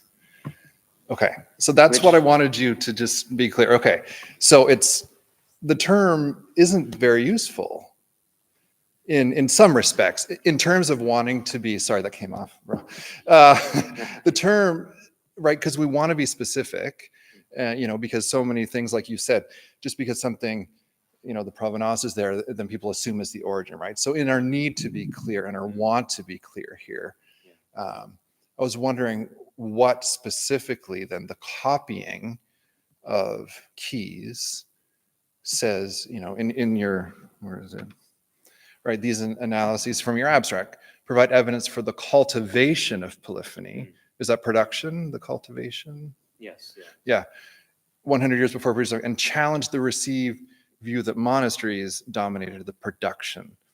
So I see what you mean then, because aspects of production, right? Right.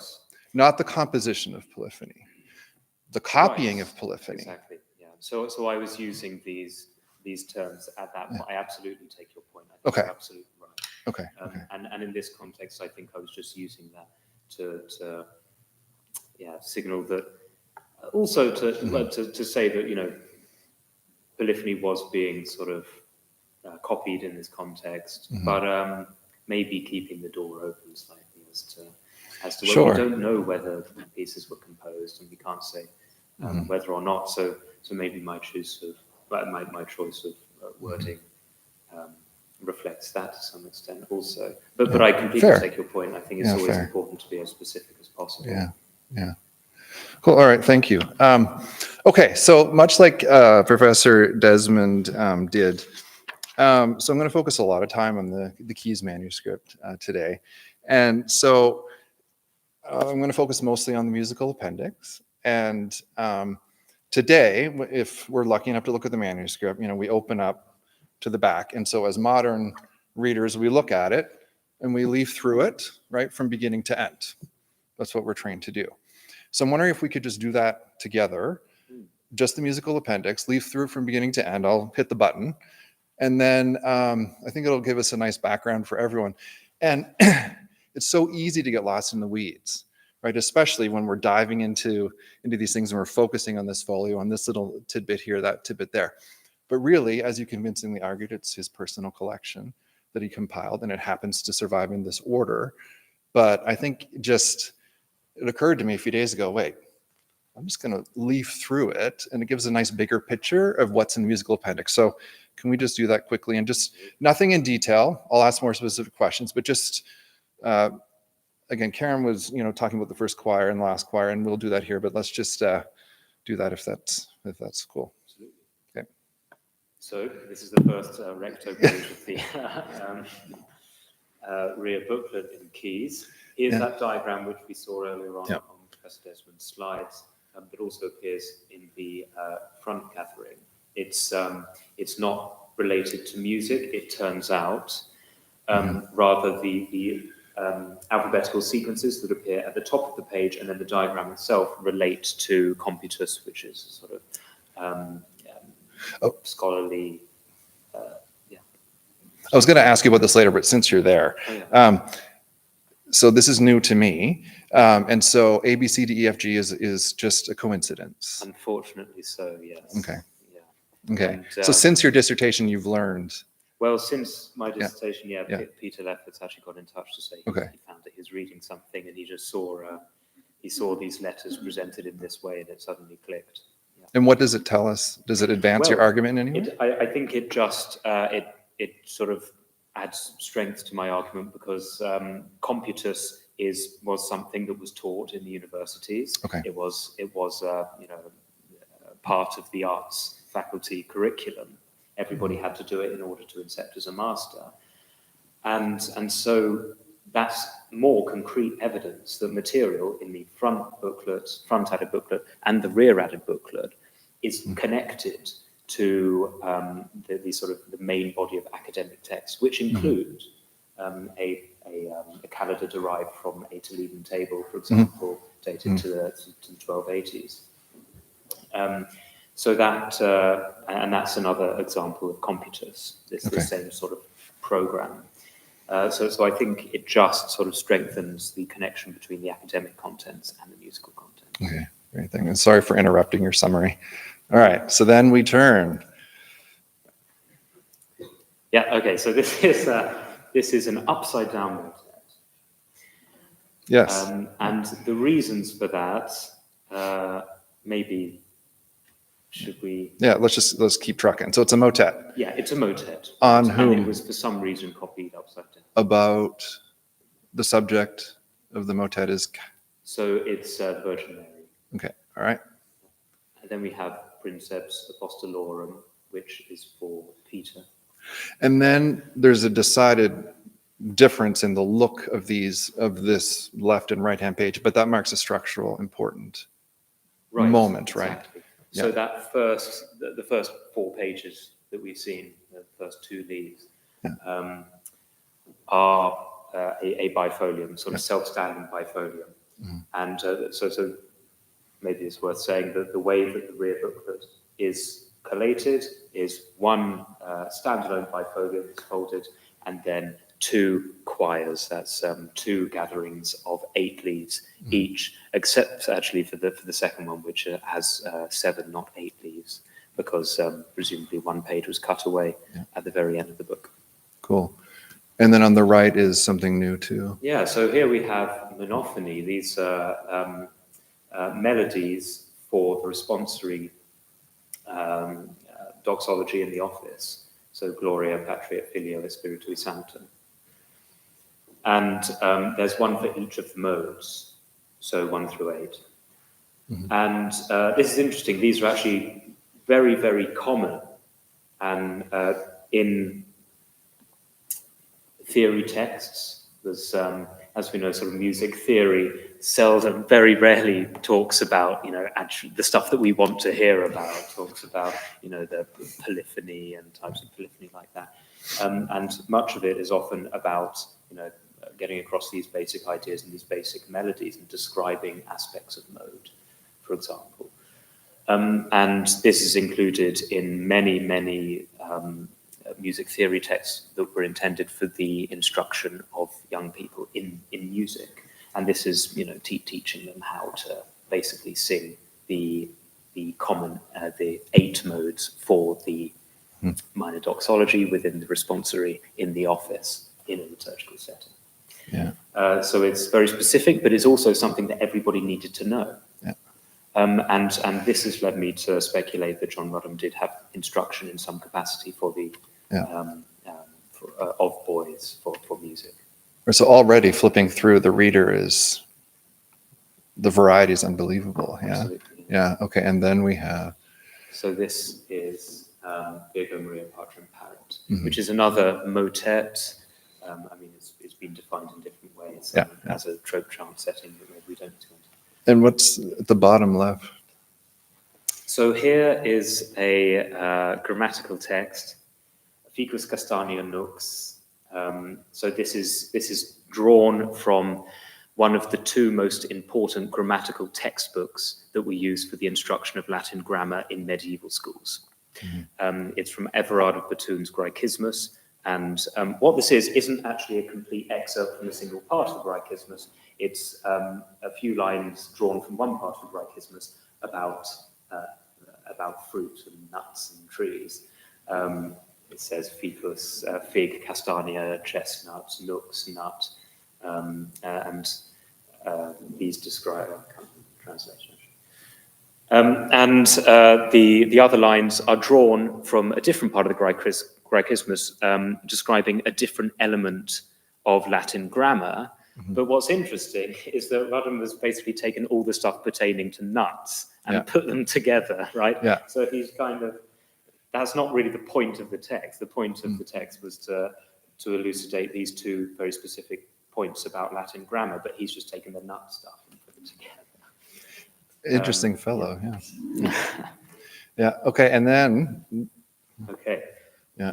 Here we go again. So on the top left begins a history on the Sea of East Anglia, which starts with a record of the translation of the episcopal seat, that's the seat of the bishop, the cathedra, from Dunwich, which is that town that in the early 14th century was swept into the sea on the east coast of Norfolk, that once was a very prosperous trading town, to Thetford, Elmham, and finally Norwich, where it still is today. And then it concludes with a list of bishops. Now, this is the piece of evidence which has traditionally been used to attribute the book as a whole, including the musical collection, to Norwich Cathedral Priory. And I've argued that actually a list of these Norwich bishops doesn't necessarily mean that this had to have been copied in Norwich Cathedral. And then below, we have another text which does not seem to be in Rudham's hand. Now, M.R. James catalogued this as, he might have, I think he might have interpreted it as the degradation of Rudham's hand that started with the final two entries at the end of the bishop list. So I think M.R. James viewed it as kind of Rudham in his old age, no longer to write letters properly, no longer able to write letters properly.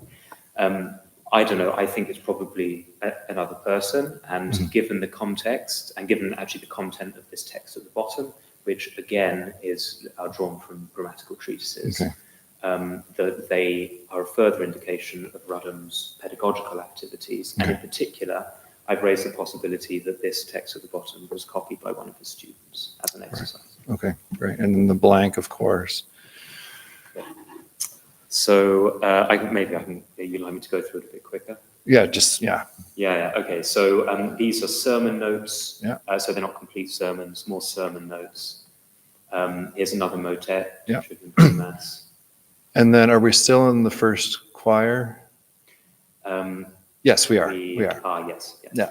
And that takes both pages? So yeah, this motet's interesting because it's not copied sort of collateralis, which is which basically means that you take the Cantus 1 goes here, Cantus 2 goes here, Cantus 2, but rather they're copied continuously. So basically the motet itself is the first page, and then the first two lines plus a little residuum below it on the right-hand side of the third system of the second page. Yeah. And the rest of that second page that starts with that melody that goes up, that peaks and then goes back down again, is plain chant. It's a well-known melody, the melody of the Alma Redemptoris Mater, which is a Marian antiphon.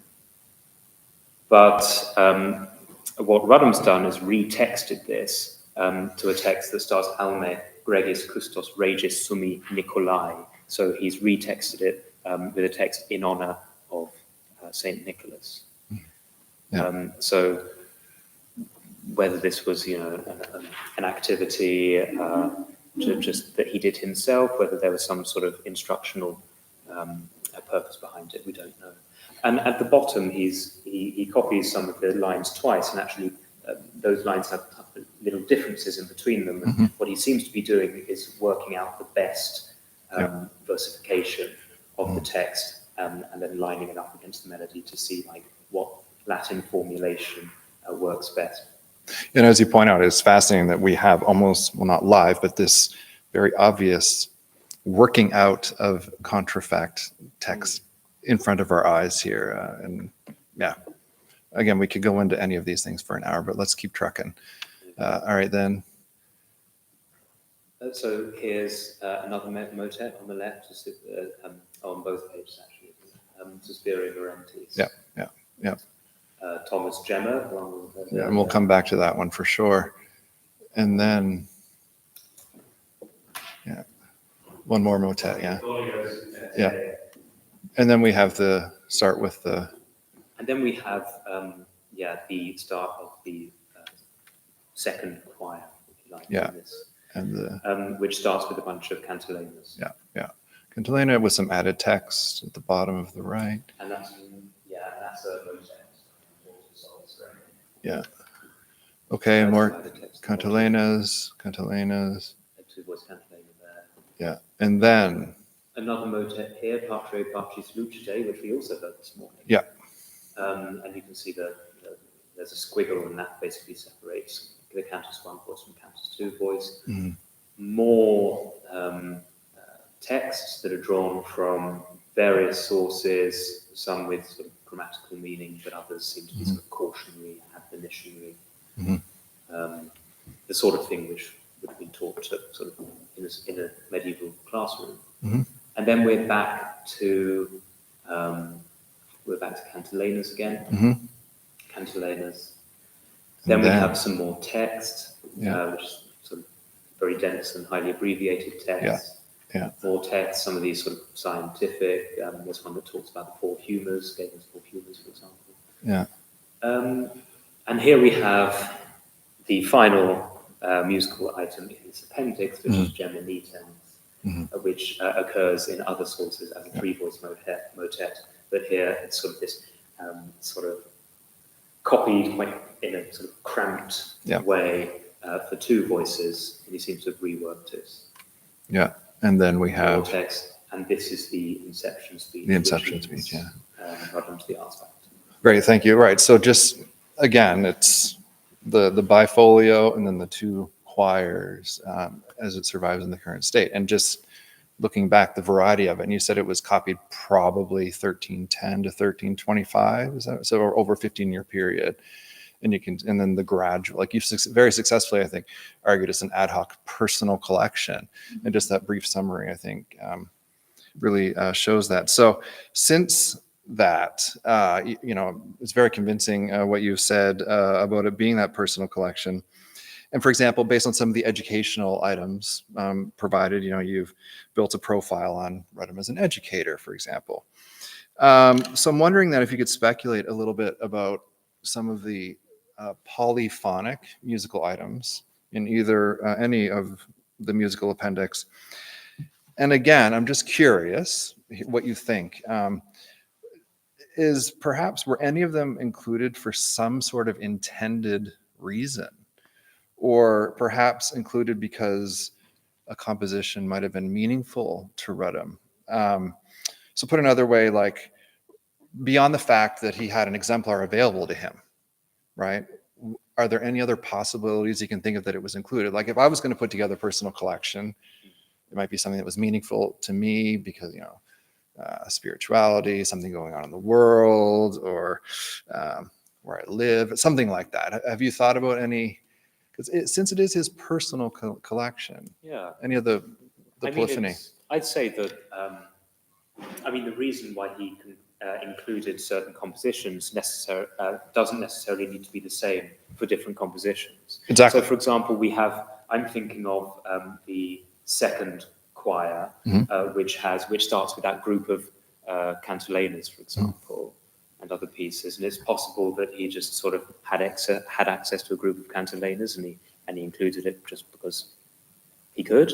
But that other compositions had personal meaning to him, but others not. That's just an example. We have no idea in reality. As for any particular compositions which could have had personal meaning to him, so the monophonic retexting of the Alma Redemptoris Mater melody for Nicholas is interesting. Why Nicholas? Right. And I've thought about it in terms of the possible environments that he could have been writing for, but I mean, in Oxford and Cambridge at least, there were no halls or churches dedicated to Nicholas. The Fraternity of Nicholas in London, which was a much later important producer of polyphonic composers, such as who was there? William Hallward, I think. So the later 15th century English composers. That didn't really exist at this time. So there was a theory from the late historian Carter Revard that the book belonged to a John Rudham who sort of existed, who was active a little bit earlier and active in an administrative capacity. He was working for the Norwich Cathedral chapter, collecting ecclesiastical dilapidations. And that he had a son called Nicholas Rudham, whom he passed the collection on to. And I know Peter quite likes the idea that because of the retexting in favour of Nicholas, that might substantiate that. But I really think that it's incredibly difficult. I think Carter Revard drew our attention to that John Rudham in the chapter of Norwich Cathedral, and that Nicholas Rudham, who worked for the Bishop of Norwich, as candidates because of this sort of quite well-established provenance for this book within Norwich Cathedral Priory, which I've now questioned. And in fact, we have no idea that that John Rudham and Nicholas Rudham even knew each other, let alone that they were related. Right. So John Rudham is a toponymic which refers to Rudham, this parish. And the interesting thing about Rudham is that it was the sort of management of the church in East Rudham was, the church was managed by the Priory of Augustinian Regular Canons at Coxford Priory, which Coxford Priory was kind of within the parish of East Rudham, such that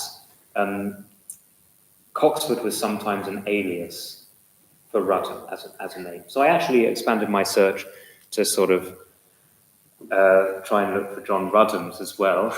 And then there are possibilities, but none that seem particularly preferable. But looking actually at Coxford Priory as a potential point of interest is that Coxford Priory had applied in I think the 1280s for dispensation to hold a multi-day, I think it was 4-day local celebration in honor of Thomas of Canterbury. And so this is, this was a village-wide thing where they would have had all sorts of events going on during these days in the parish, and all of it in honor of Thomas of Canterbury. Obviously, it's tempting to connect that context to the motet Thomas Gemma Cantuariae, but more than it's impossible to speculate more than that, really. Yeah. All right, thank you. Yeah, very good. Okay, so I'd like to get into some more specific details now. So here you very usefully present proposed relative chronology of the musical appendix, right? And you divide it up into 4 stages. So I have some questions about this. Table 2.4, which is on page 103, if anyone wants to look up close in their book. So you state in the caption, actually, that relative chronology of the text, and then you say items are unordered within stages, which makes good sense because it's impossible to know, right? So my question then is, my first question, in stages 2, 3, and 4, the folios why aren't they just presented in order?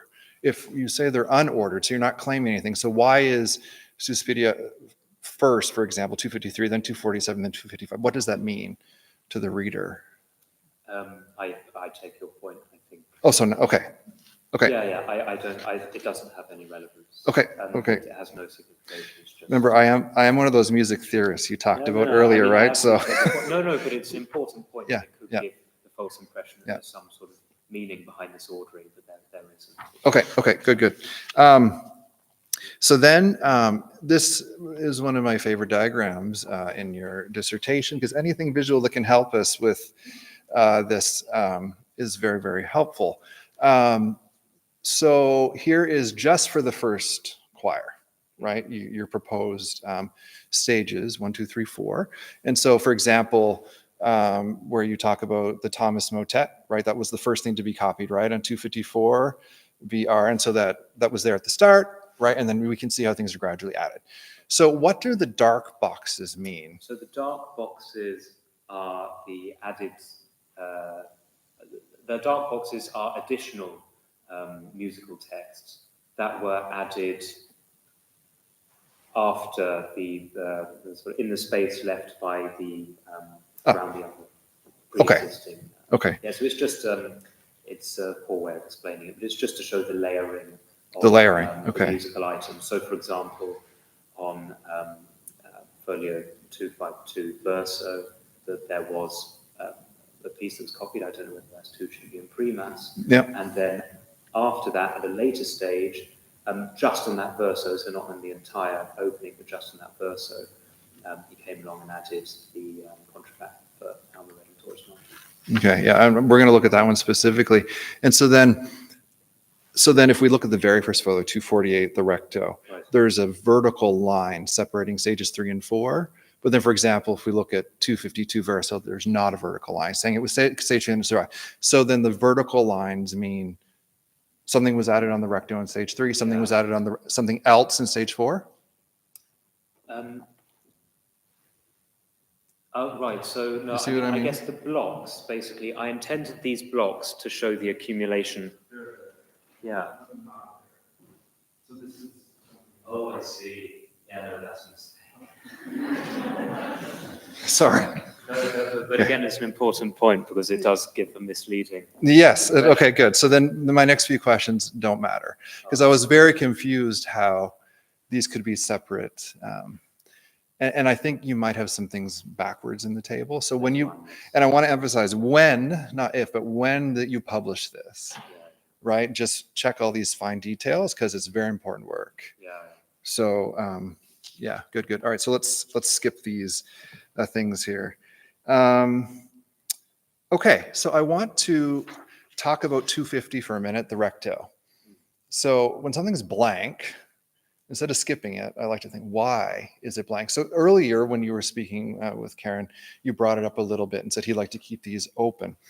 But we saw as we leaf through it, there's a lot of crowding on a lot of folios, right? And so then all of these, and if we go back to that table I showed, both folios were involved in all the stages, or both choirs, sorry, in all 4 stages of compilation. So all openings were available to read them at any time to add.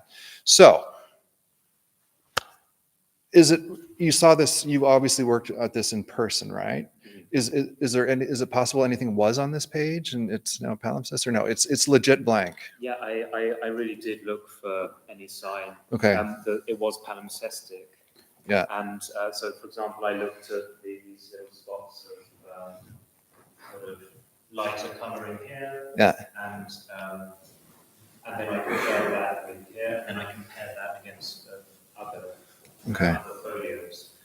But it doesn't seem to be a pattern. Okay. It was blank. I think the reason why there are some patches that are lighter and some darker isn't because of erasures, just because it's the hair side. Okay. So it's a bit darker. Just seems odd, he was so specific. I'm very careful to keep things open, but then why is one blank? And so were these all actually together available to him at one time? I guess that's where I'm going with this. But again, we don't know, but there's just something that might throw a wrench into it. And since you have seen it in person, I'm wondering if you can explain this, not to just me, but everyone. So when I'm looking at the bottom of folios, right? So I'm not turning the page, right? I'm scrolling on my computer. And so I'm looking, trying to figure out on my computer screen if anything was written on here. And then I turn the page and I'm like, wait a minute, the bottom of 250, the verso, and so then here's the mirror image, right? So when you're looking on your computer screen, these should be, you would think these should be identical. That's the front and back of the same piece of parchment. Mm-hmm. So, but I know there's been a lot of water damage. And so seeing it in person, can you explain to me and everyone why this looks this way? Like, how do they do the repairs? Yeah, so I mentioned earlier that in the 40s there was water damage. Yeah. And then S. Cockrell rebounded in, I think, 1982 or 1985. And the way they did it is by mounting the damaged parchment leaves onto sort of, I think, their paper, pieces of paper, I guess. And that mounting produced like slightly sort of uneven. So the damaged piece of parchment was placed, but then how can the back, if it's mounted on it, how does the back show up? Yeah, because I think because it's somehow attached to the edge of the parchment. So the edge, okay, so it's glued around. Is the, like... So I'm not actually sure. Okay, because this looks like, because it's a computer screen, Yeah. this is on top of it. Yes. So that's not true, Yeah. right? No, it doesn't seem to be. No. Okay, so that's the only way to explain it. Right, that they glued it around the edges. You're turning one page. Yeah. Right? So that can Yeah. the verso. Right. Yeah, it's kind of a strange thing for me to see as well. But I just assumed that, that the binder would have made sort of a nice sort of cutout. Here's the, he has a piece of paper and then he just cuts it out and then puts the damaged parchment, or rather attaches the I see. piece of Okay. paper to the parchment and glues around it. Mm-hmm. I mean, I'm not entirely sure, but that's what I Okay. assumed. It's just fascinating, like how they can do this and then yield this. That's, if someone said, "Is this the same piece of parchment?" I'd say, "No, it can't be." But it is. Yeah. It's anyway. That's beside the point. But since we're all looking at the, I thought I would ask. Okay. All right. Cool. All right. So there, you asked the very important question and relevant question on page 107. You ask, were the main body of keys, the front leaves, and the musical appendix trimmed and bound together? And then you point out at the bottom of folio 259 verso. So here at this point, you point out the text functions photo stats, which we can't see online, but thankfully they're available to you and you were able to see them. Right. There's new information. Yes. And it's in Rudham's hand that says there are, Yes. it doesn't matter what the number is, but it says, because there's blank folios, it tells us how many folios are in it. Right. Which is, and you're saying that's in Rudham's hand. Yes. Okay. And not only is that in Rudham's hand, but I see that as one of the earlier insertions. So I see the other non-musical texts that were also added to that page as later. As later. Yeah, and that's interesting because you have the music, and then you have non-musical text, and then this inscription at the bottom. Okay. So what I think happened is that he copied either the music or that living inscription first, and then in between he added text later. Okay. So it just, when we're looking at this, it looks very strange that 259 tells us how many pages are in the book. Yeah. Right? So so that was obviously written before this was gathered as a choir like this? Is that what you're saying? Okay, yeah, because like, why wouldn't he write it at the end? Right. Right? So I was just curious, And the fact that his hand in that particular mark, and he says that it contains, I think, 229 folios. So that's actually fewer than we have now. Right. That it does seem to be, it corresponds with the hand as we see it in his colophon, for example, where he writes the date 1310 and he says his name. It seems to be that stage of his handwriting. Okay. It's just also fascinating. I mean, when you were in your introduction and you showed all of your topics and you used a puzzle piece Oh, yeah. for one, and that's exactly, I mean, this is why I do this, right? I love doing this. So that was an apt description, figuring out the puzzle. And it's okay if we don't know the answer, right? It's the speculating. Yeah, cool. All right, so let's move on to some music. So the Upside Down Motet. Yeah. So this is your transcription of the motet. And so in your music analysis, your main focus is on the groups of three, or on the semibreves, right? And then in this particular motet, it's very interesting, the groups of three semibreves, right? And so you say there's 21 groups of the three, and this is really small. It doesn't matter if you can see it or not, but then, sometimes they're differentiated. Right. You show them like they're undifferentiated, and you're not saying just for one even, likely. Yes. Did you notice that? It's 1, 2, 3, 1, 2. Anyway, that's here and there. And then some of them are differentiated, right? And so here, right? So you can talk about those, and then in your discussion of, in terms of the development of notation and how it's relevant. So, my questions to you. So you say there's 21 groups of them. And so, of course, nothing's consistent. It's so maddening, right, when we're looking at these things, because 9 of them are undifferentiated, no stemming, and so it's ambiguous, right? So then we want to look for context, which you do, to figure them out.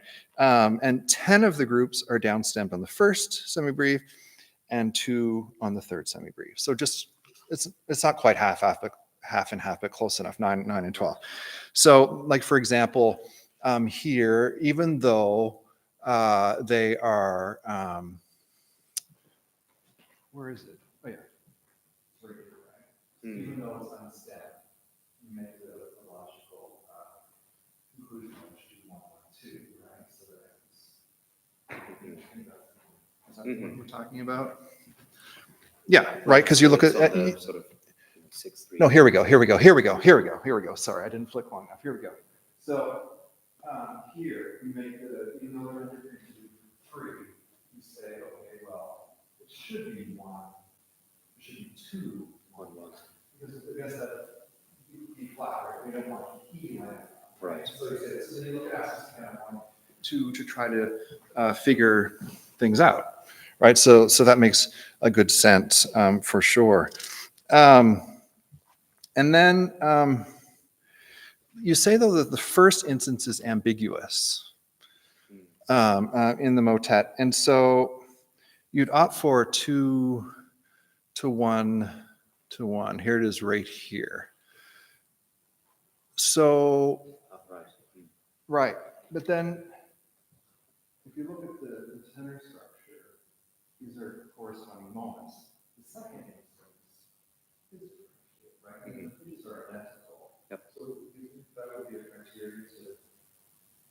Absolutely. I think one argument is certainly the fact that this musical section is repeated, and the second time we have clarification. Yeah. That clarification also pertains to the first time. Right. But there is the sort of reverse argument, which is that it was done in a certain way according to a certain implicit performance practice that didn't apply to the second time.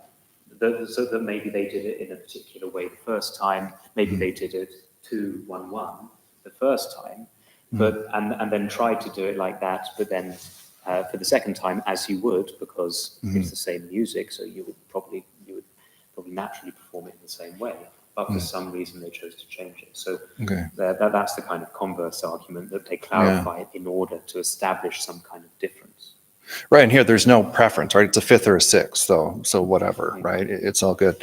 So, right, so then you go through and you very usefully speculate, about the different possible reasons, and you systematically go through all of them, each time realizing that there is no pattern, right? And so with this, and you, it's a great discussion.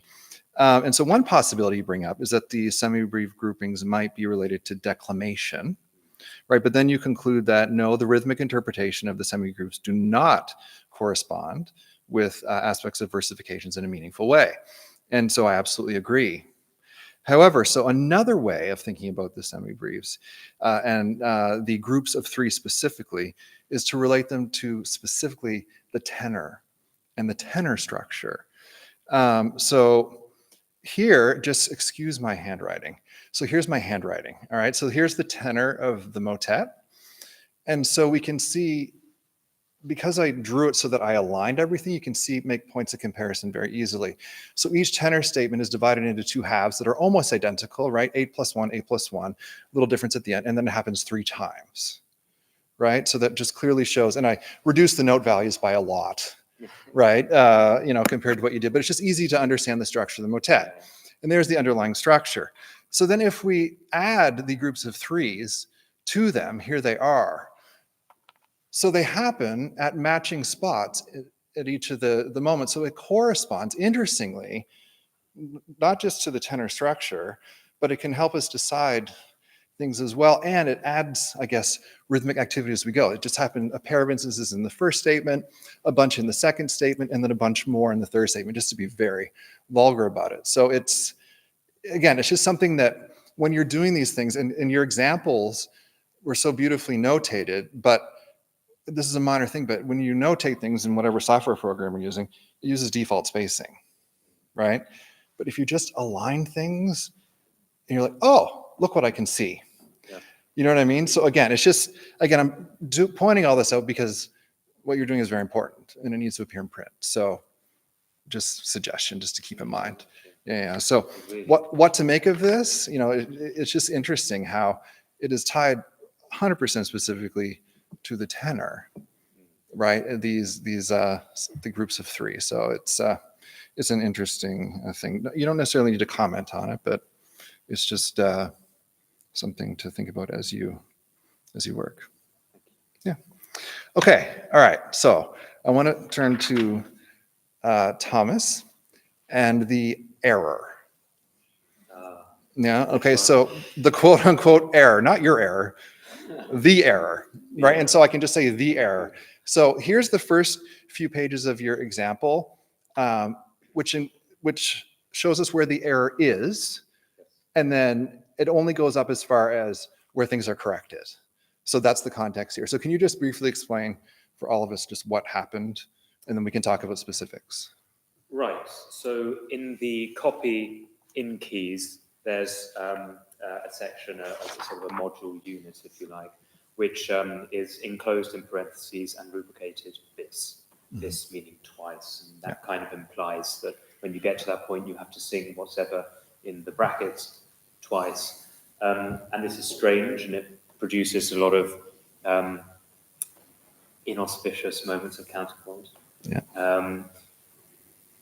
And actually, if you compare across the different sources, it seems like that was a response to a lacuna much earlier on in the secundus tenor voice.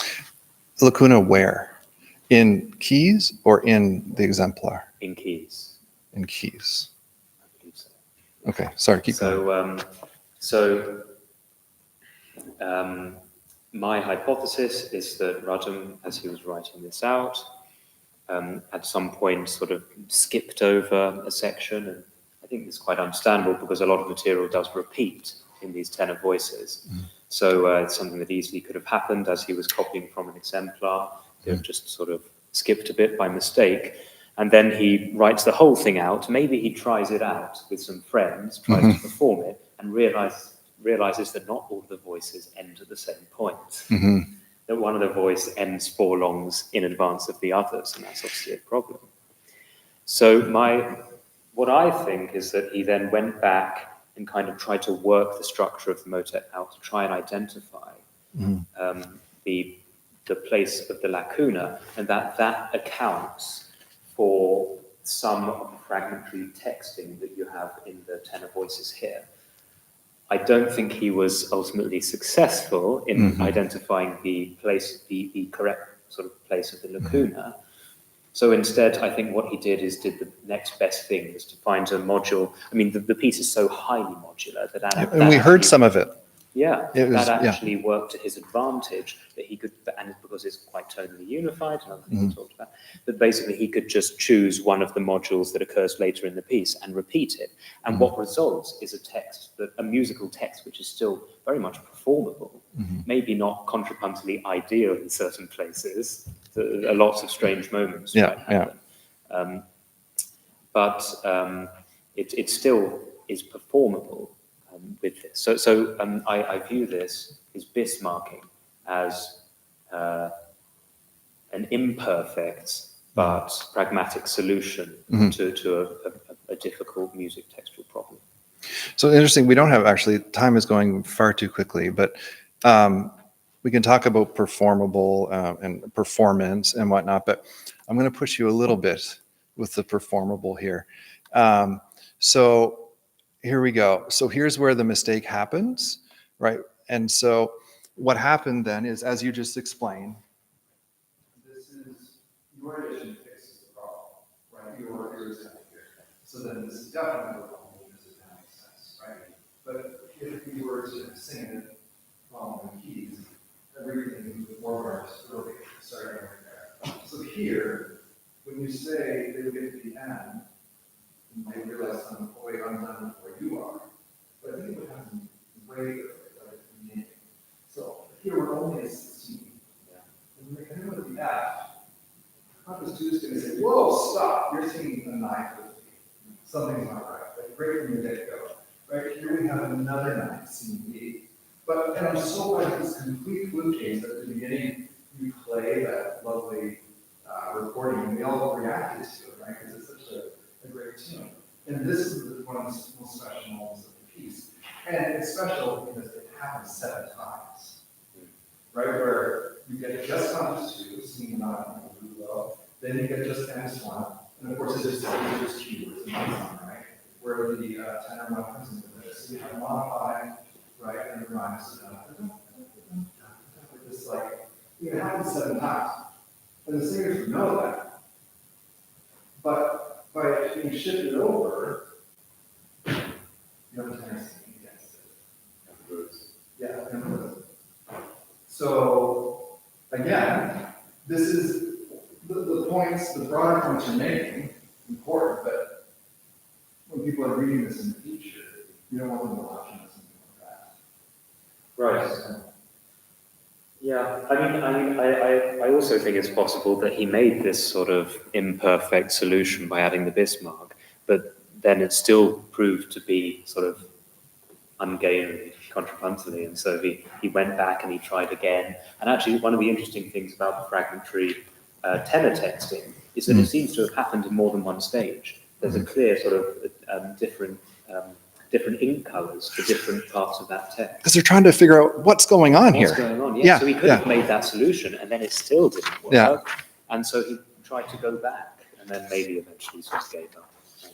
Yeah. No, again, it's great stuff. And it's one of the things I think worth saying for the room is that the fact that this motet wasn't written in score, like the example here, but the fact that it's written as separate parts means that the structure is so impenetrable if it's already written down. Yeah. That's why it was so difficult, because the parts weren't written in score. Yeah. Oh, absolutely. Yeah. But I love earlier when you said in your introduction, you just go around with your mates and sing it, right? Yeah. That's what you said. And that's how they would figure out the issues, the first thing. But anyway, yeah. Okay. So I was going to ask you about these, but you already talked to us about it and how it just strengthens your argument. Just one question I had, the foliation on the top right. So this is from the beginning, but this is the very beginning of the event, right? Yes. The modern foliation. I don't know when the modern foliation was added. Okay. So, because this is the beginning of just the bifolio, right? I could say that I think it must have been added before James produced his catalogue. Okay. So that's like okay, so it's probably not very helpful because the second digit was erased. I'm almost sure. But again, I'm looking at my computer, so I'm going to just have to go to Cambridge to look now, I think. There's my excuse to go. But again, like you mentioned, it's a complete collection. It's rare, that it's a complete collection. Complete. There's nothing really missing that we know of, right? But there probably was, right? This is just a bifolio. And it's just, again, it's so fun to just speculate and think about what else might have been there. But yeah, I wish we knew more about when that was added. And you mentioned, though, sorry, Redham's little bits of foliation throughout, but you don't really talk about it that much in your dissertation. So no, but okay, so It's actually the Ruddham's original foliation is a good indicator of when he added certain texts Okay. in relation to one another, because initially he foliated the manuscript such that he would foliate those pages which had materials on them, but he wouldn't foliate the blank pages or blank leaves. Right. So we can Hence the say small by number, the 229, right? Instead of the Right. 262. Yeah, so I think the well, even that's actually a bit too small, even considering I think the Okay. blank pages. So it attests to stuff being added, maybe like the Toledan calendar, for example. But what was I going to say about the? I'll come back to it. Yeah, it's okay. But can we see any of this, of his foliation? Like, where is it just in the main book, which we don't have online, right? Because Diam just has the main appendix. contents. Okay. Yeah, exactly. So another reason We don't have it in. Unfortunately, we don't have any original foliation in the rear booklet or the front booklet. So his sort of editions. Okay. There is a small stroke on the first. Yes, small vertical stroke on the first recto page of the first quire of the rear booklet. And you have an image of that in your And it's very faint. I didn't know whether that could be anything. Right. But, I don't know. It could just be. Right. Yeah. Oops. Right. Yeah. Okay. And it Well. wouldn't conform with his other foliation. Yeah. So I guess Durham is going to have 3 whole minutes. I apologize, but I really enjoy talking to you about this. So Durham in 3 minutes. I guess I'll just ask you one very general question then. So at the very beginning of your dissertation, you're introducing your goals, and you state in relation to Durham that Wathy, quote, Wathy noted that the source actually contains evidence of its early circulation in Oxford. And then in chapter 4, the Durham chapter, you give a little bit more information. You say Wathy cited an overlooked 1978 paper by Alan Piper, who was an archivist at Durham, who noted that one leaf in Durham, the famous 215, front and back, records a series of loan notes which reveal that the host volume was exchanged in Oxford book collection, blah, blah, blah. So I'm curious, how much detail does Piper go into?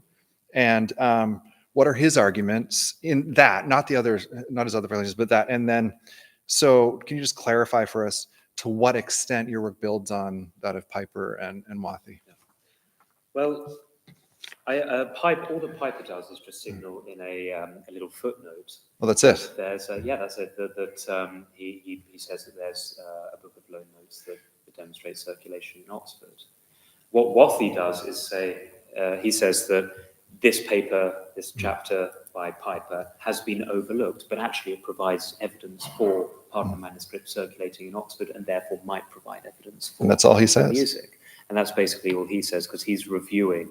And actually pushing back against some of the provenance attributions which Harrison made in his one of his editions, one of the polyphonic music of the 14th century editions. Okay, so I think you kind of downplay that. So I think because what your arguments are very significant, but it reads like, oh well, Piper already said this.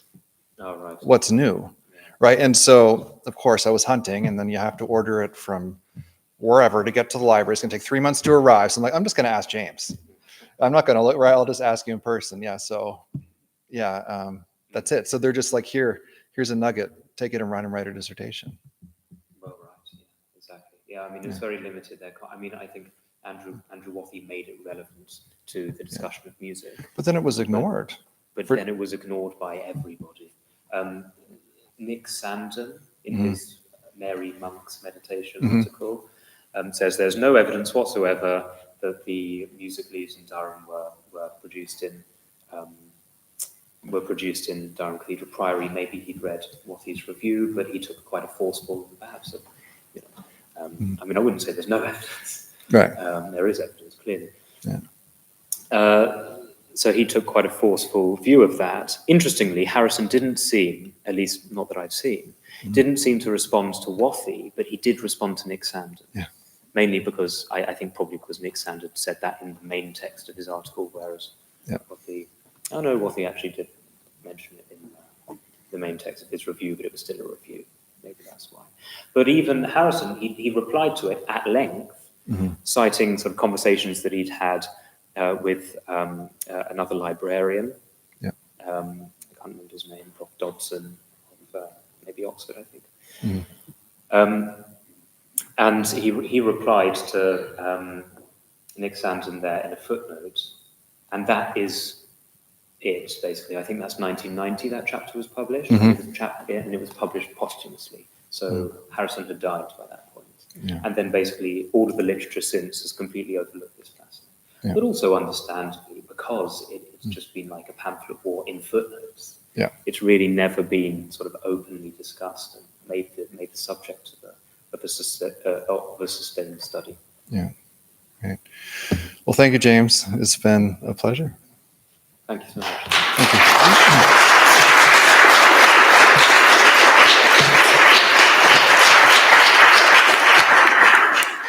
Thank you. So last chance, does anyone wish to speak as an opponent ex auditorio? Since that does not seem to be the case, on behalf of the Faculty of Humanities, I would like to thank the candidate and the evaluation committee for having carried out this disputation ceremony in a critical and challenging manner, interesting for all of us. I now declare that these proceedings are over. Report will be made to the board of the University of Oslo. Disputation is hereby concluded. Disputatio